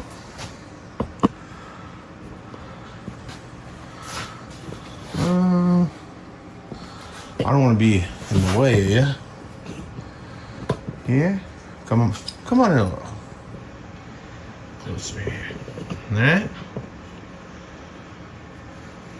Alright. So we gotta go from this to there. Put this back in.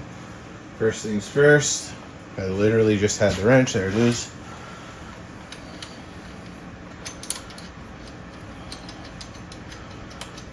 We'll start off with this. And the 5/8. Is that what this is? Here.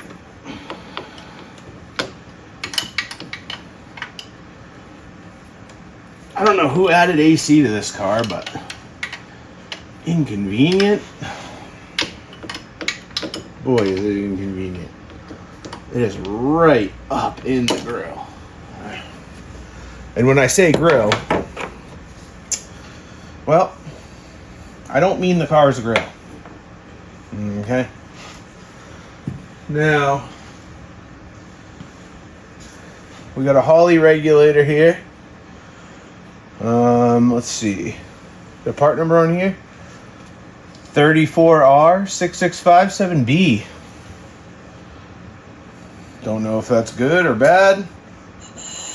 You blow through it. So, in is in the bottom, out on the side. Grab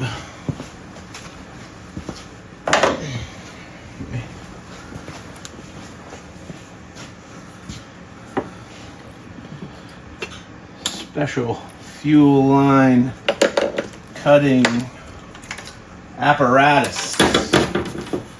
Easy on the visor. Alright, Get some vacuum lines and some junk and some this and some that. Let's see.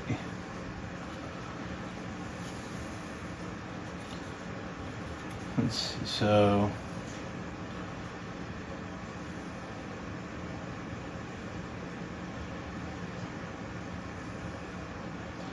I think I'm actually going to build this backwards.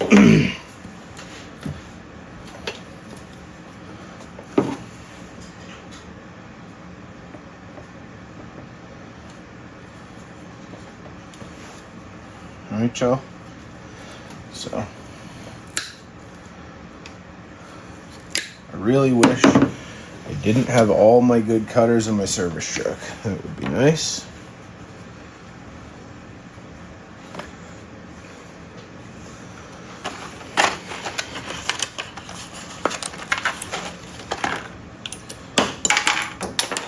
Oh, Narnia. That's where that one went. All right.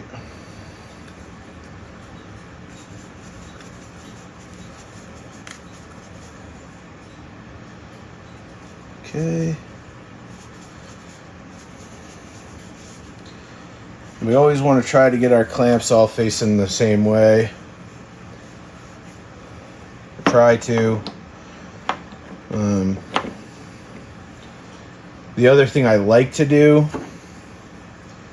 is do the same spacing, same length rubber hose when I'm spacing out something like this.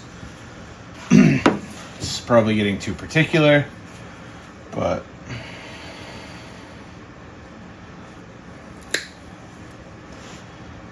does it need to be? Probably not. Does it look better? Probably not.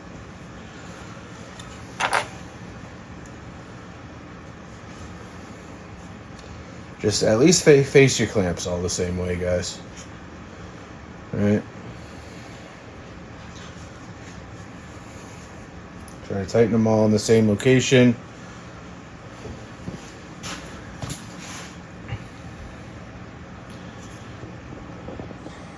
I'm kind of out of view here putting this together, but you know, you get the idea of what I'm doing here. So now we're gonna open a new package of clamps since that other one went all the way away.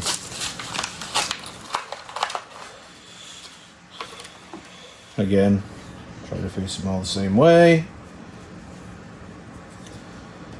This regulator, always double check the out when you put it on for the last time.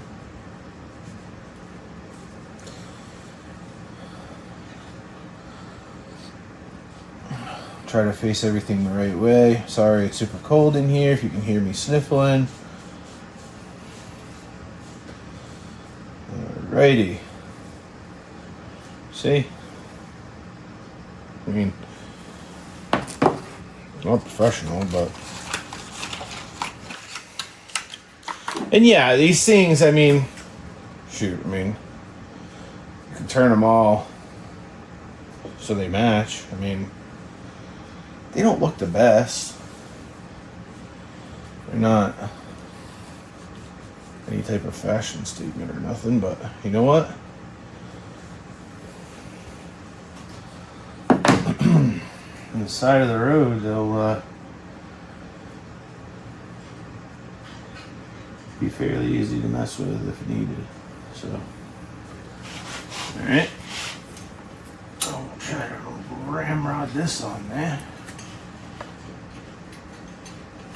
Alright, there's that. And to be fair, all that braided stuff that was on here before, this looks way better than that. So, try to, I know this isn't standing up straight, but we got a breather under here, so we'll, do the best we can. What we got.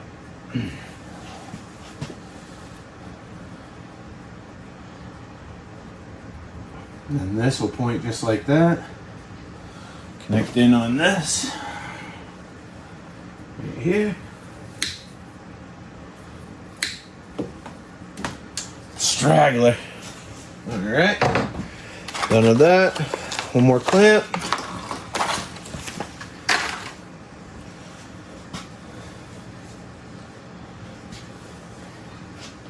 It ain't much, folks, but you know, it's honest work.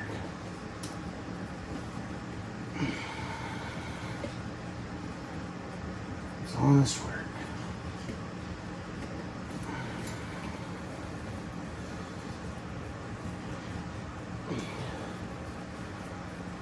I did notice laying under this thing that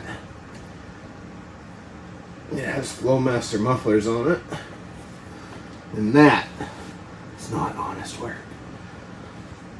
We cannot harass the neighborhoods like that. So, one thing we will be doing in the future, straight piping this thing. Say what you want, but it ain't a hot rod unless it's loud. And I'll be darned if I'm putting mufflers on this old girl. And if I do, they are gonna be small. So we got oil, we have a fuel system, we're all plumbed, we're away from the throttle. Voila! Yep, perfect.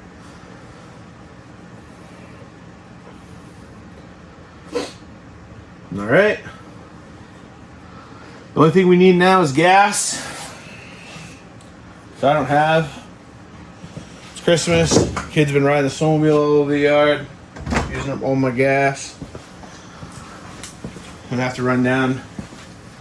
It don't matter because all my antique stuff I run on avgas, which for those of you that aren't familiar is airplane fuel. So I have to get some airplane fuel for this thing and the snowmobile.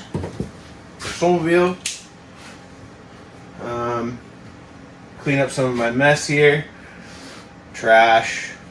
100% trash. Can I steal the clamp out of this thing? No. It's attached somehow. How is the clamp attached to this thing? I want the clamp. I don't know. Again, don't put these things on. Alright? Come on, guys.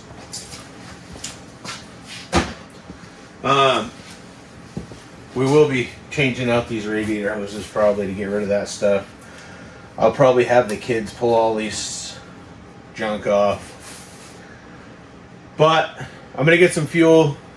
We'll get a battery back in this thing because my wife needed her Subaru and battery. Crazy. So we'll be back, gas in the battery, and see if this thing will run on its own. See if that carburetor's any good. Didn't seem like the fuel in the lines was varnished like terribly to the point where there were crystals or anything like that. So I suppose we'll see and we'll come back to you.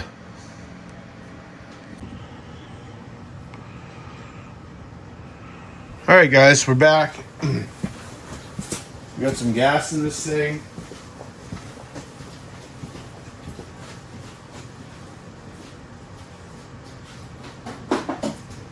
We got the jump pack.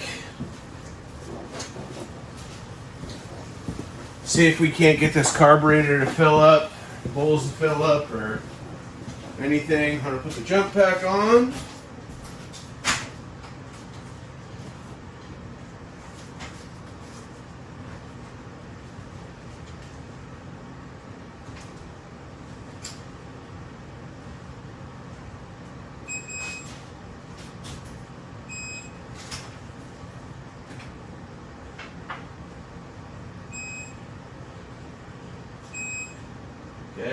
the jump packs.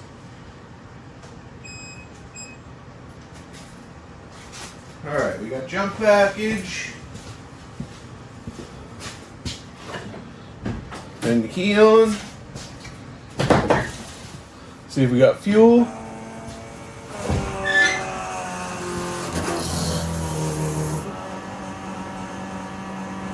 Oh, it filled the bowl.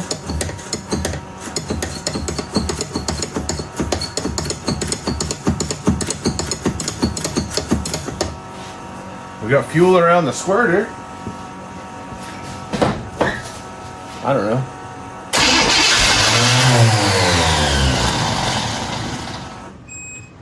Oh, jump back shut off. Hold on. Hold that thought right there.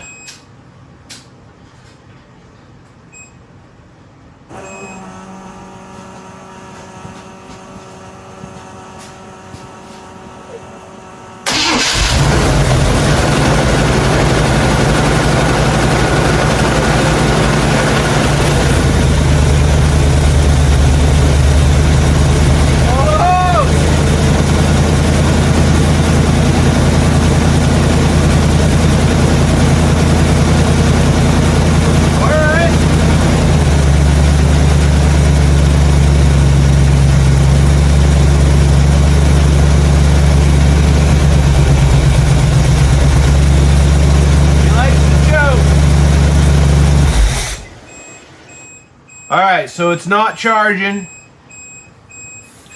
I've probably got to rev it up for this alternator work. Hold on.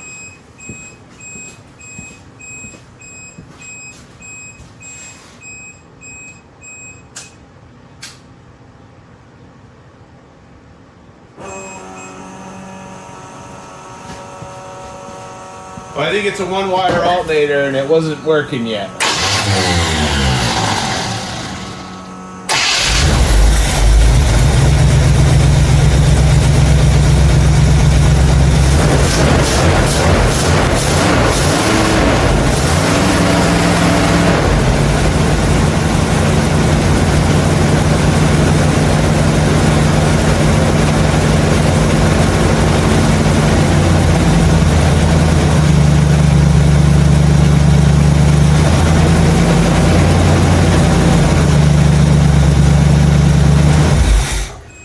Alright, so the alternator is definitely not working. Let's just see what we got here. What is this plug for? I don't think... Oh. Is this for this style alternator? Let me shut that jump pack off and we'll assess the situation here.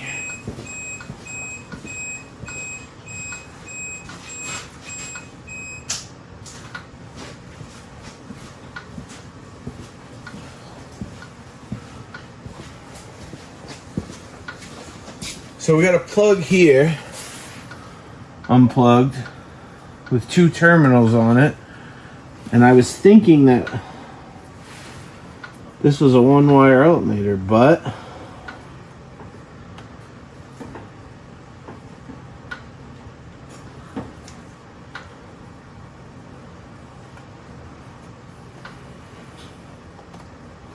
that does plug in. All right, let's try it one more time and see if it's charging. Whoa, this thing is blowing some stuff out the exhaust. I'll have you know.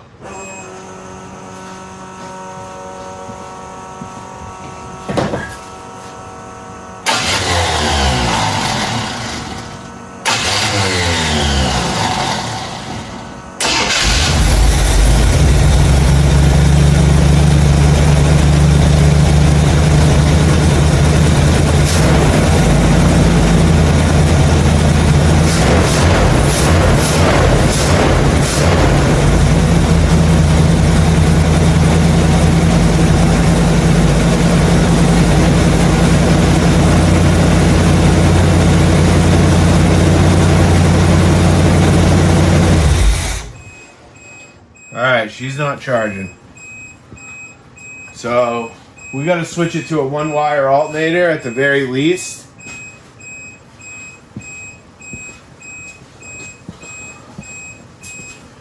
But why don't we see if this thing moves? Alright, let's try the tranny.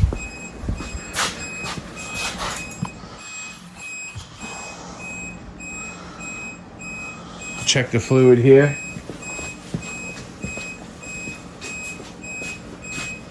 I am going to open the garage door in a minute. There is fluid on the bottom of the stick, so it might move. So let me just crack the garage door. Whew. This thing is smoking.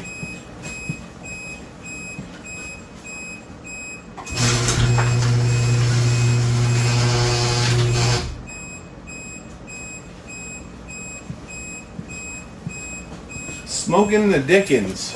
Alright. See if this thing moves. I saw a B&M tranny pin. Of course, that was leaking. Why wouldn't it be?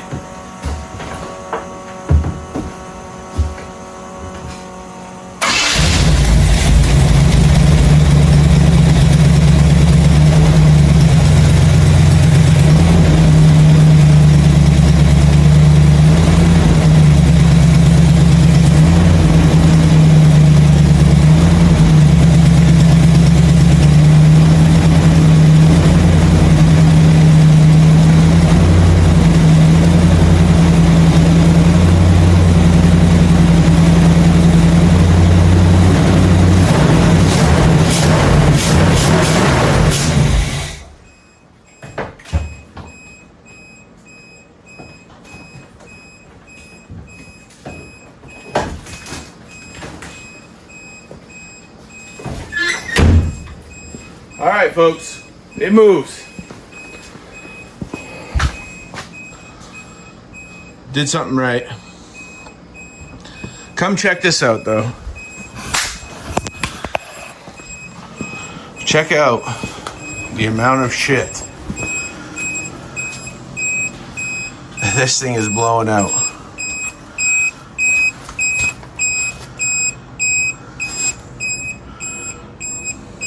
And it's not even like nests, really. I mean, it is, but dirt and stuff and everything. I'm gonna figure out a battery. I'm gonna move my wife's Subaru, and I'm gonna pull this thing outside, and it is gonna move under its own power for the first time in well over 2 decades. You guys hang out, and we'll be right back. Thanks for sticking around. All right, will it move? Nearly 30 years sitting.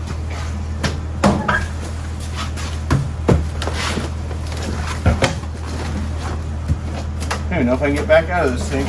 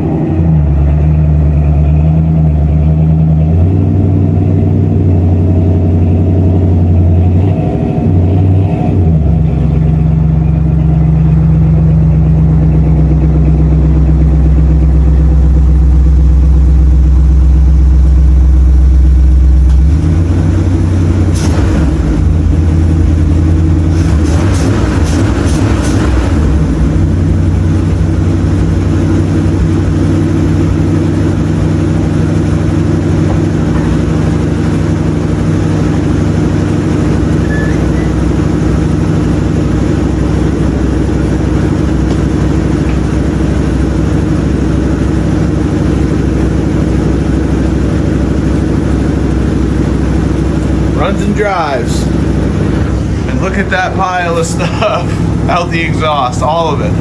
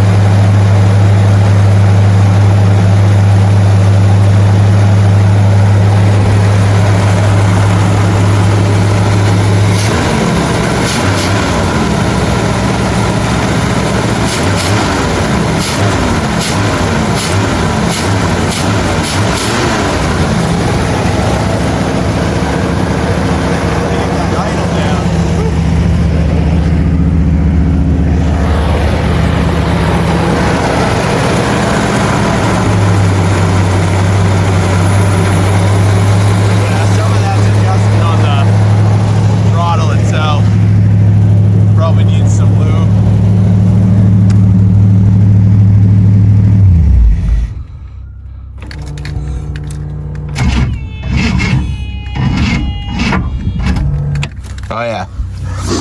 So it cranked slow when I tried to start it this first time to pull it out. So I think either it's got too much timing in it, which the cap's not loose, the distributor's not loose or anything, but well, the temp gauge is hooked up, but I don't know, let's see how much coolant's in it. I think, oh, we got a little pressure in there, actually. And it's wet. Oh, what do you guys see? Oh, there must be some coolant in there, because I see liquid. You guys see liquid, and I see it with you. So there's obviously some coolant in there. It's not charging. The battery I put in there is not good, and it was from a truck that is also in storage in the garage here. My son's Toyota. But well, there we go. That's it. It runs, it moves under its own power. It needs some transmission fluid.